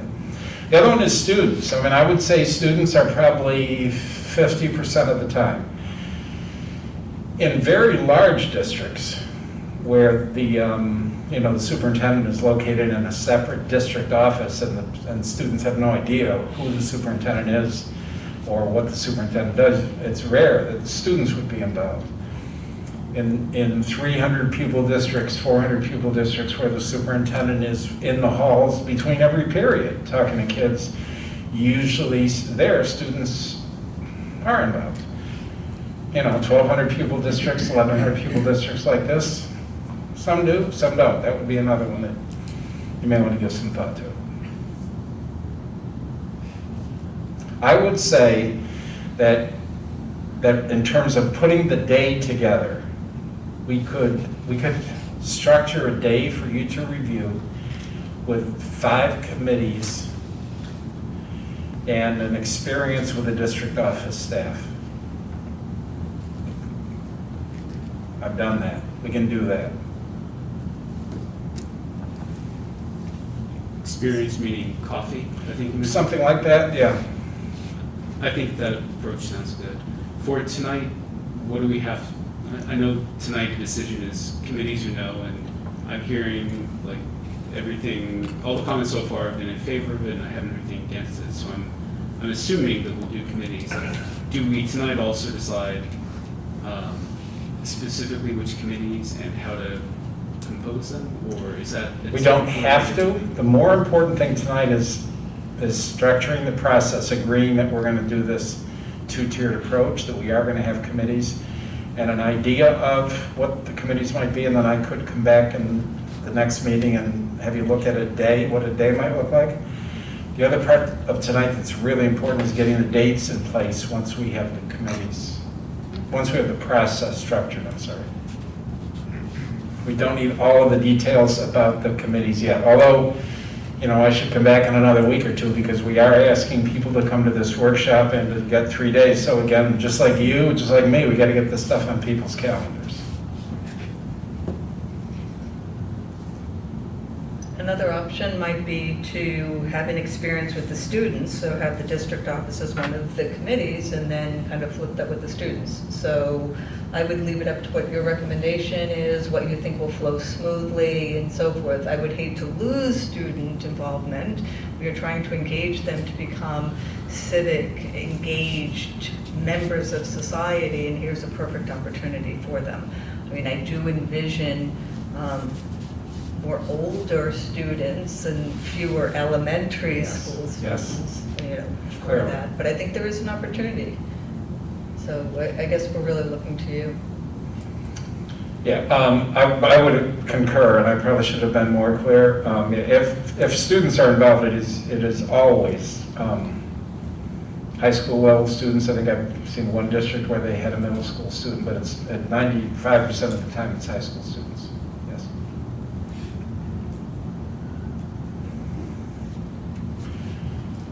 And who would pick those? The student council, or? That's the question about how do we constitute each of these committees. Okay. And if we're in a bit of a hurry tonight, we can pass on that one. Okay. Let's put that on the next time. Yeah, good. Okay. We can come back with ideas. Okay. So we've agreed on committees. 4 or 5, I think you said, right? That's what I was going to ask. Are we at 4 or 5? Is it administrators, teachers, staff, and community? Is there another one? Teachers, administrators, support staff, and the community. That's 4. The question is, do you want students? That would be 5. If you don't want students, we're still at 4. And let me take a shot at defining an experience with the 3 or 4 district office staff, 5, whatever the number is. And is it or is it not a formal interview? Let me take a look at that and then come back at the next meeting with what a day might look like. So I think the question is it? My parents, from my perspective, I see parents being part of the community. Me too. I'm solid with that. Okay, so then the question is, if we don't have students, you have 4 committees plus the district office. If you have students, you have 5 committees plus the district office. I would say we could make that work. If you want 5 committees, it's an easier day if you don't have the student interview, but again, I think you should decide whether or not you want the experience for the student. I don't think the driving factor should be, how busy the candidates are going to be. That's not your concern. Do you want the students involved or? Have you ever had a situation where the students were part of the community? No. No. Okay. What about the students being part of the administrative staff? You might not get 5 to 7 students, but you might get 2 to 3 that are very interested in that. Could they work with the administrative staff on that group? I've never seen that before. Again, here's what I have seen. I have seen situations where districts have created committees where there's representation from all these groups on one committee. So instead of having 4 committees, you have 3 or 4 teachers, 3 or 4 administrators, 3 or 4 support staff, 3 or 4 students, 3 or 4 community members, all on one big committee. So then it's like a 2-hour meeting or 2-hour interview? Yeah, my experience has been very consistently that not everybody feels like they had their opportunity to ask their questions in that environment. And some people just get run over, frankly, in that environment. So that's if you had 5 groups of people together. If you put 2 in, the question is, are the students going to be comfortable with the administrators, and are the administrators going to be comfortable asking those things that are important to them with the students in there? Again, you don't have to, you can, you don't have to. I would say, let me see if we can create, if you want the students, let me see if we can create a day with them separate. I like the idea of the students having that opportunity. A lot of seniors have to have requirements where they have to, I know they have to come to a certain amount of board meetings, or they have to, for the government classes, I forgot, Mr. Gray's class. Like, that could be something for them, or it could be community service, and I just think that's something that they would really enjoy. And I don't know where you pull that pool of students from, but it should certainly be, different, maybe kids that get into a little more trouble and kids that are honor students and a mixture. But I'm always going to say yes, students, so I'll go with the flow on that, I guess. I agree with Angela. I mean, everything we do is for students. So I kind of feel strongly on this one, not to exclude them. Okay. All right, so then why don't we do this? Why don't we, for the next meeting, let's assume for what little conversation we're going to have tonight, but certainly for next meeting, let's assume that we're going to try to go with 5 committees. We'll talk about how to constitute those committees at the next meeting, who's going to choose the students, how we're going to get the community people, who's going to pick the teachers, blah, blah, blah, all that stuff. We can put that off a meeting.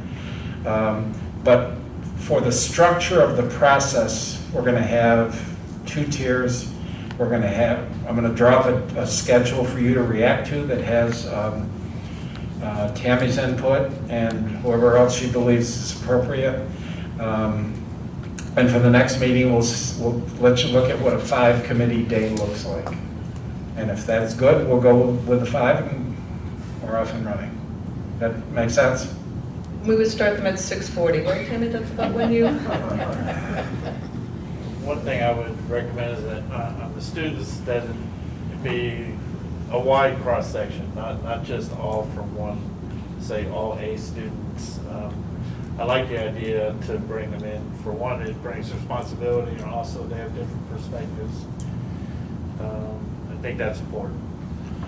I think that's a good point. I'm sure we're going to end up there next meeting. I think you're going to want a cross-section of every one of these committees. You're not going to want all elementary teachers. You're not going to want all bus drivers and the support staff.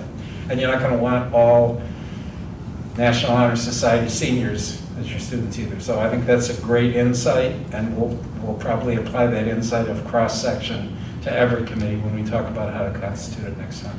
Thank you. Okay? That gets us down the road.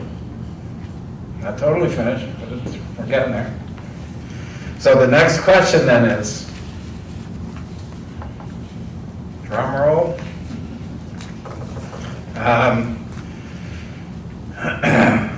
On what nights can we schedule first round interviews? Again now, first round interviews. Our assumptions so far, moving forward, would be 3 nights with the board only, 6 candidates, 2 per night. If we end up with 5 candidates, you got a free half a night. But I'd rather schedule for 6 and talk to 4 or 5 and say, we don't need that day, than to schedule 2 nights and have to try to get a 3rd night and people's calendars won't work. So my approach would be, let's see if we can get 3 nights.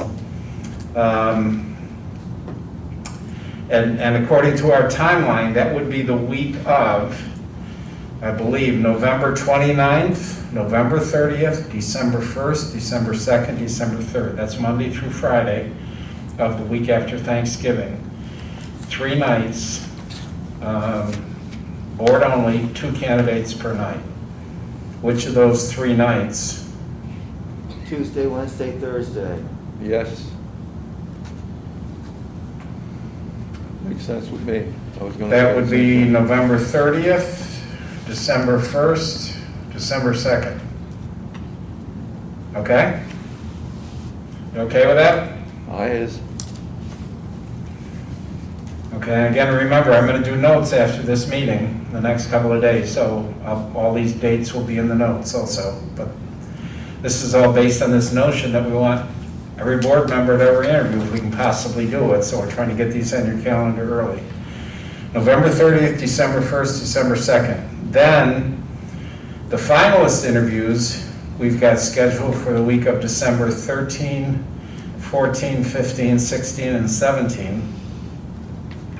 The week in between is the week that I would do that workshop for the committees that we've been talking about. All right, well, the 13th will be the 13th would be our normal business meeting, like tonight. So 14, 15, 16, we're gonna have 3, we're gonna have 3 individuals. Right. Tuesday, One Wednesday, each night. When are the school concerts? I mean, this is a lot of nights right around the holiday. K through 5. When is it? It's a half a day. Half a day for elementary, On which day, I'm sorry? the 14th. The 14th. But there's parent conferences, so. yeah. The 14th is a snow day, that's the 15th. This December, the middle school winter concert is the 14th, and the snow day is the 15th. That's it for that week, for music. Alan, can you beat?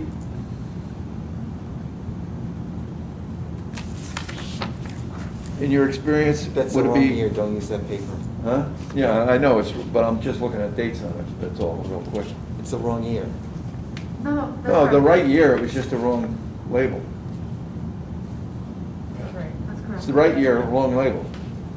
The agenda was wrong. That has 22, 23 on it. Yeah, Right, that's for the Correct. budget.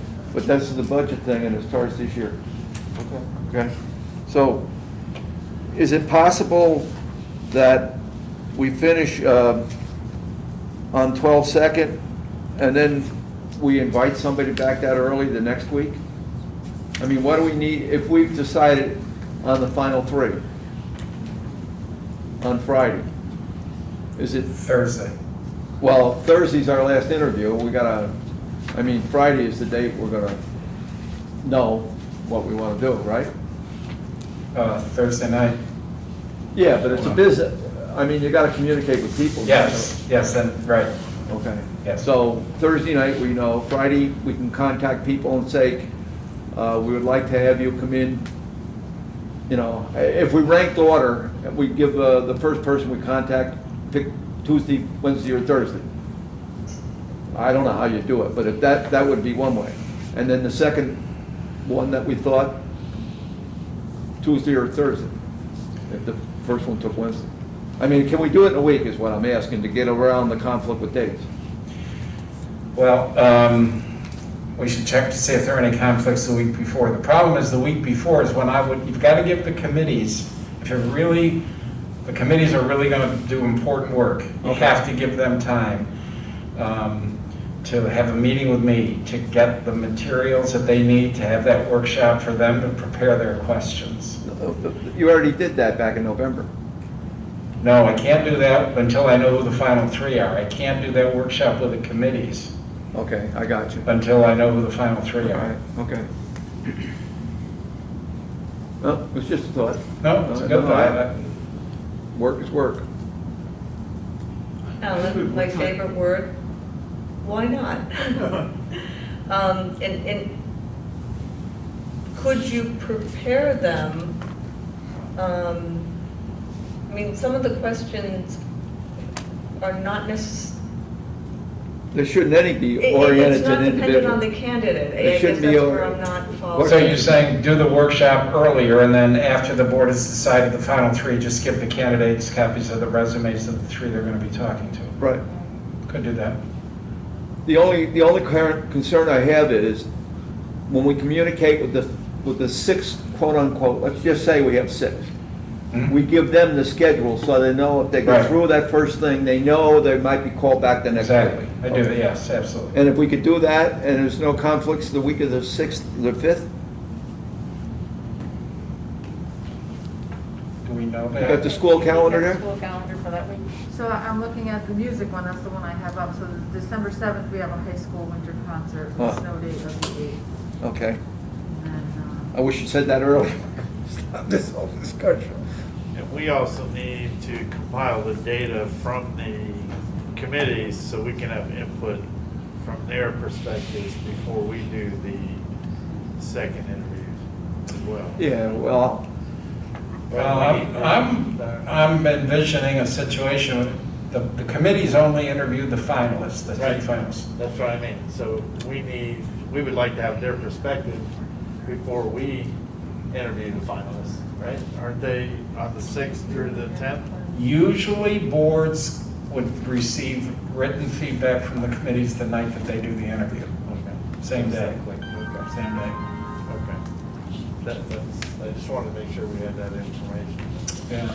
So we could do that. I mean, that's possible. But is that week any better? Do we end up saying that week's any better or not? about the same.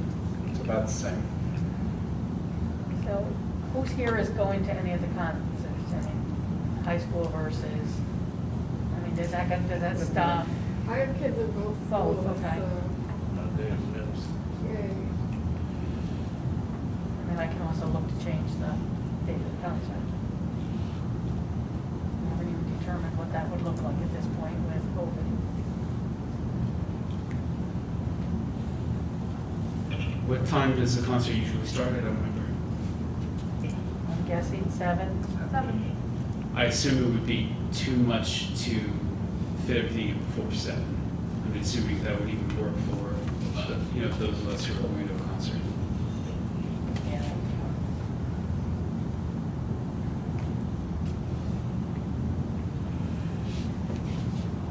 I mean, 1 week has to give, it's in 2 weeks. Well, we don't necessarily have to do it all in the same week. We could do Tuesday, Thursday, Monday. Wednesday, Thursday, Tuesday. We could, well, obviously we want to do it as close together as possible. But if this whole thing is hinging on concerts that are involving board members, let's look at a schedule that's not perfect, but it's so you go over into the next week by a night or two. Is that an option? well, we said Tuesday, Wednesday, Thursday, is Wednesday, Thursday, Friday possible? Or Wednesday, Thursday, Monday, if people don't want to do it. Okay, too. So what's on the 14th, 14th is a middle school winter concert, 15th, and that's the snow date. And then we also have 16th, parent conferences, but that's just a K through 6 leaving early. 16th? So the 16th is clear, the 20th? Wait, what if you go earlier? The 6th is Yeah, what about okay. the 8th and the 9th? The 6th, the 9th are okay. The 8th is the snow day.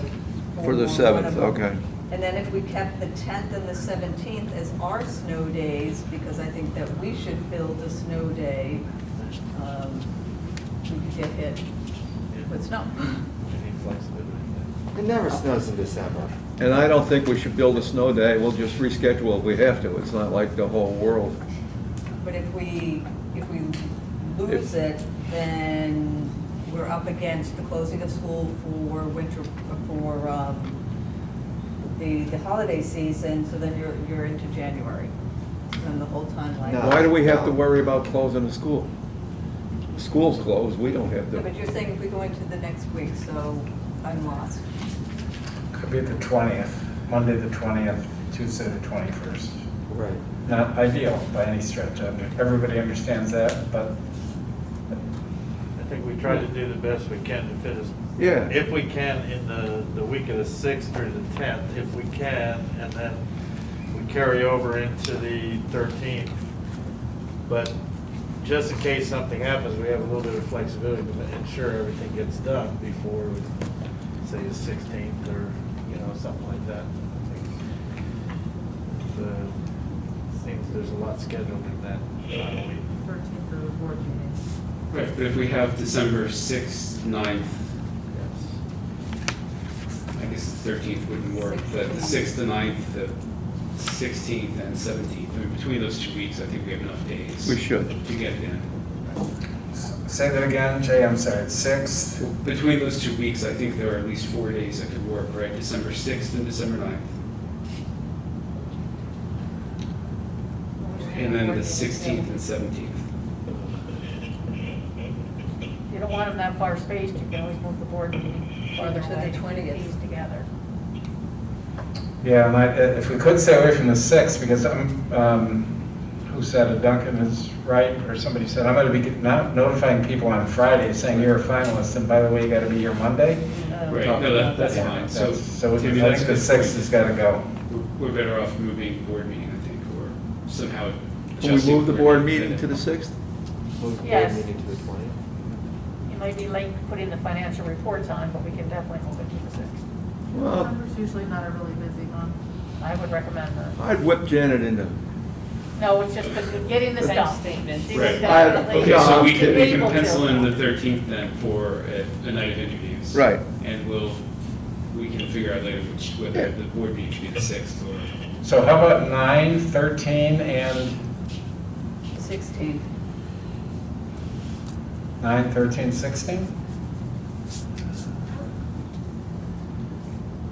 Is that- And then the 20th is back up if it snows or whatever. It's a snow day for a concert.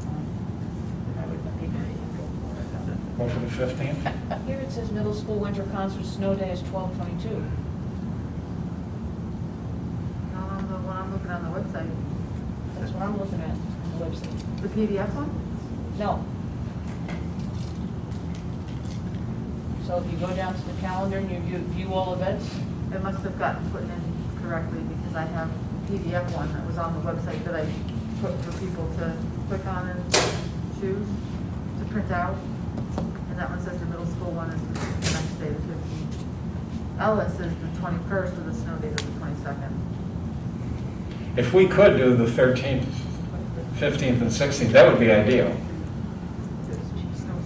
I would say let's do it. And if there is a consequence of a snow day needed, we'll ask them to bump them to the Monday. That makes everything just work a lot easier. so we're doing 13, We'll do the 15, board meeting 16? on the 6th. We'll make that a motion next board meeting. Right. So what, 13, 15, 16? 13, 15, 16? You're making my paper messy. Try writing left-handed. We're gonna get email the notes. Do I hear comments from the peanut gallery? No. Esposito, you're in trouble. Yeah, that's better. Okay, we're done. 15, 16? Yeah. We're done. We're done with the dates. So, let me recap. First round interviews, board only, Tuesday, November 30th, Wednesday, December 1st, Thursday, December 2nd. Evening, we'll talk about times whenever. Finalist interviews, board only in the evening, Monday, December 13th, Wednesday, December 15th, Thursday, December 16th.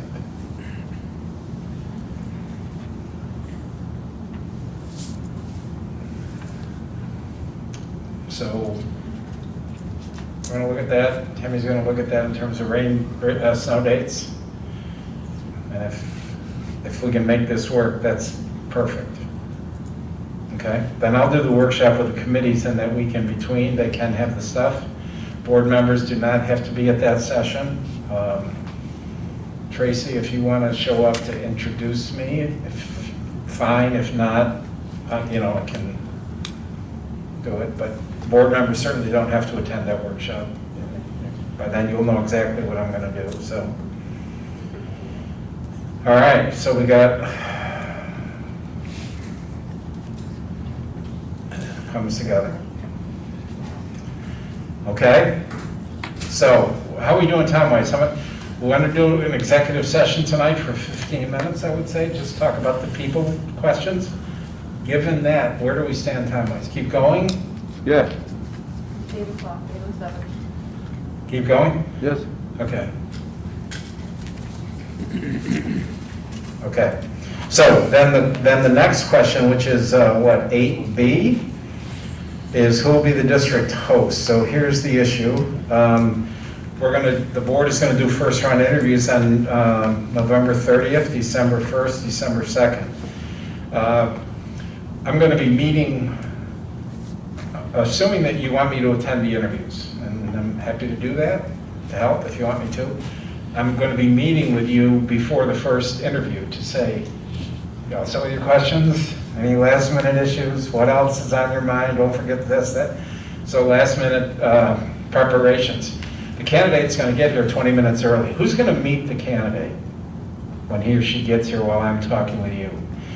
At the end of the first interview, I'm going to walk out with candidate number 1, talk to them about a little bit about how the interview went, tell them when I'm going to get in touch with them, tell them to have a safe trip home, blah, blah, blah. But meanwhile, candidate number 2 is going to be here already. So who's that person that's going to meet the people when they get here, knowing that I'm going to bring them into you, but I can't be there to meet each of the candidates. Who do you want to do that? I've done that before. Or Aaron.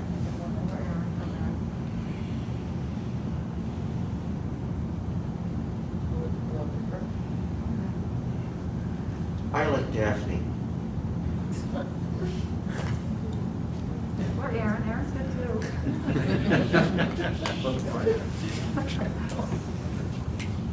Does it have to be, well, yes it does, because there's no reason to have 3 different people here in the same night, so.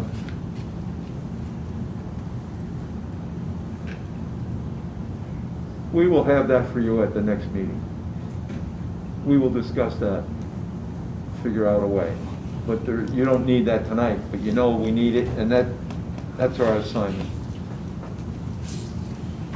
Okay. I think we've got to ask people if they're interested in doing that. We got to set up some coffee. I think we get our food service manager with some scones and coffee.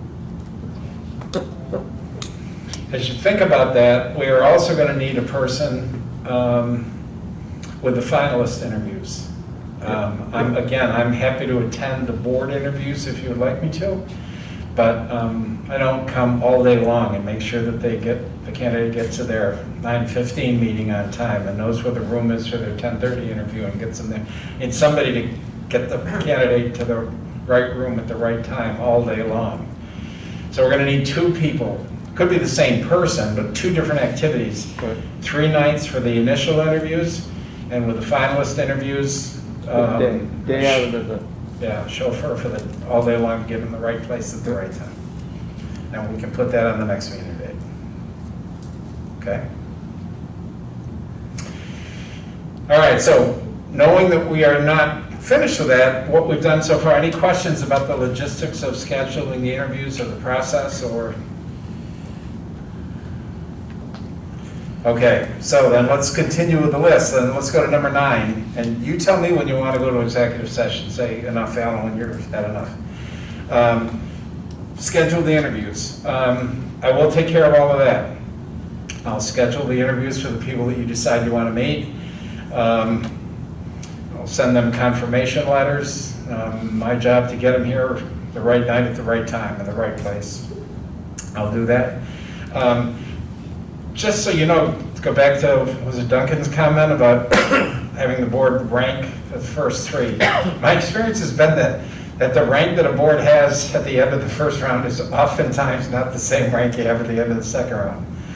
My rule for how I schedule people, when I go to call the people for the finalists, I call the person who has to travel the farthest first. That's great. I was just trying to figure out a way to do So it. just so you know, it's Yeah. not, I don't have any favorites. I don't Great. care who gets this. Great. But it's just one more thing that somebody's got to build into their schedule. So if somebody's coming from outside of Rochester, I'll give them a little more chance with flexibility than somebody who's coming from Albany. Yep. That's usually the way I do it. So I'll take care of all that stuff. Don't have to worry about it. We've already talked about number 10, assisting committees in their preparation for the interviews. We've now got the week defined.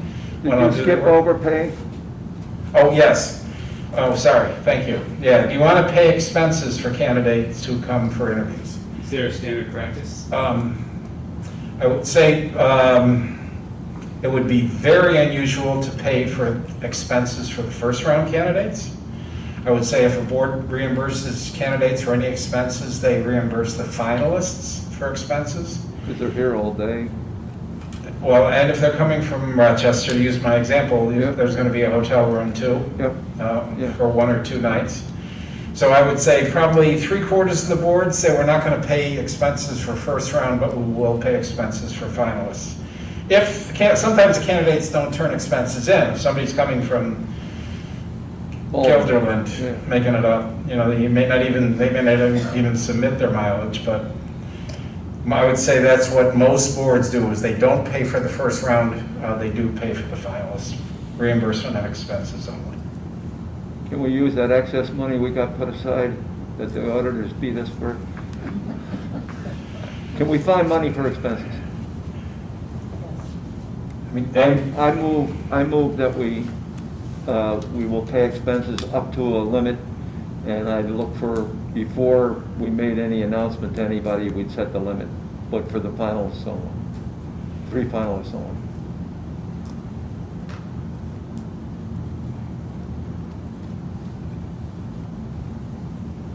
Sounds good. I'll second that.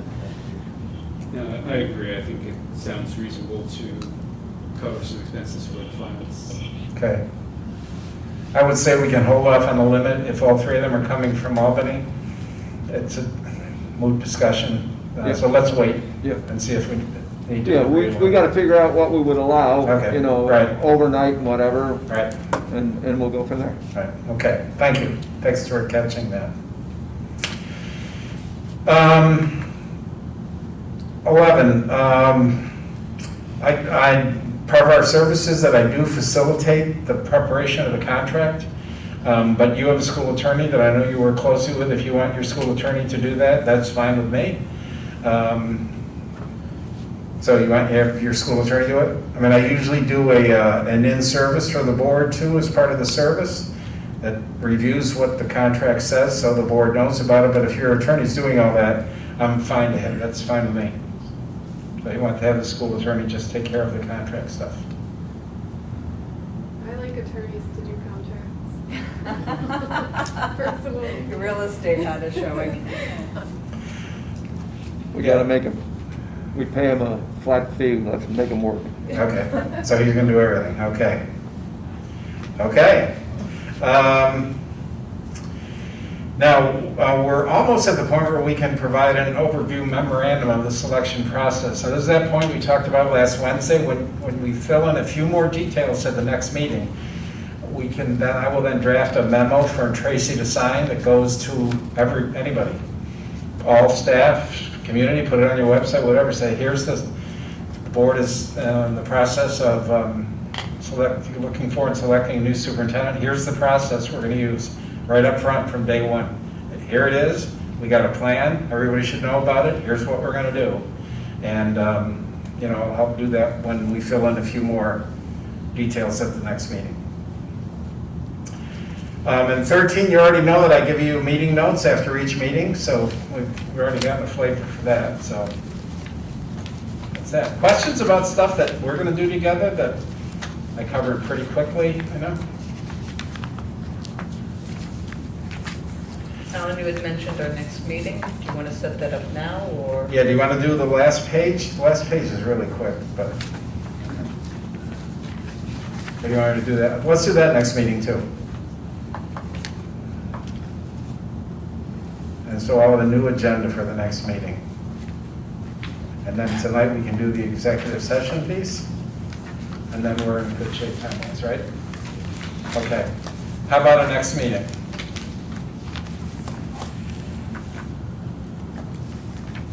What do you suggest?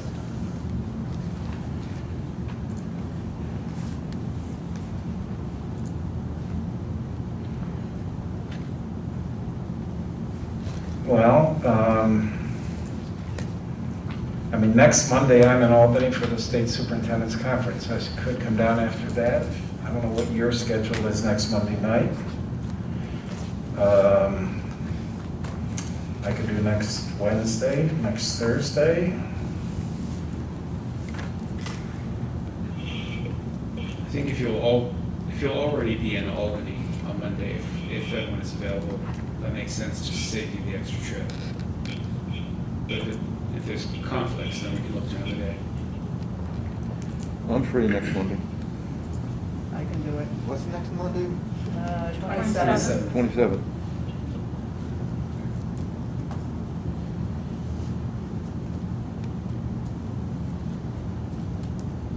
Fine for me. I'll scroll. Okay. Okay, I'm not gonna be able to get this done.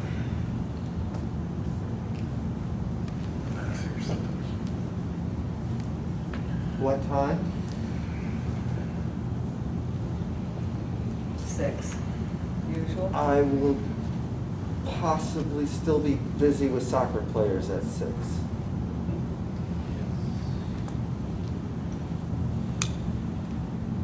What time would you finish? Well, the JV soccer game is at Kentucky Athens. Kickoff is at 4:15, 2 hours for a game. We won't be completed till 6:15, bus ride back 7 at the earliest. I have the same thing, I have some, I'd be pushing and get here by 6. I could do 7. I can do 7. You? I can do 7. We don't have lives anyway, so. My kids don't even know me Okay. anymore. 7 o'clock. That works for you, Alan, also? Yep. Okay. Okay. So then, do that other piece and. Go for it. They're not throwing things at you, I'd say go for it. Alan, I just have one question, and you can just give me a quick answer. On all those committees, do you normally use a similar process, a document, to collect any kind of information, and then how is it shared with us? And you can tell me we're going to talk about that next meeting. It's fine. Just so you're aware that I have a Yeah, question. let's do that next meeting. Okay. I'll take a look at something. I'd like to do it on the screen, too.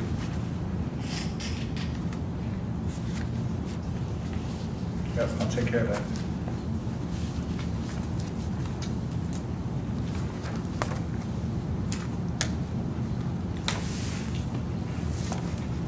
Okay. save that until next meeting. Just do the executive session piece if you want to.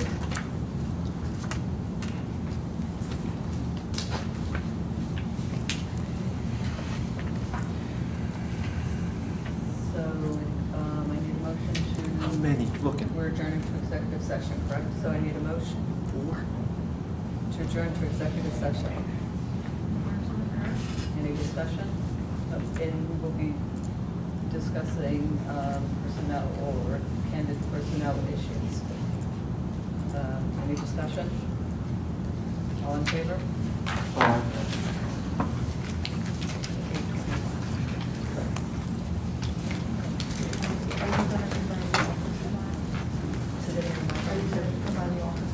Yes, what's that? Well, I'm here, I'll worry about it.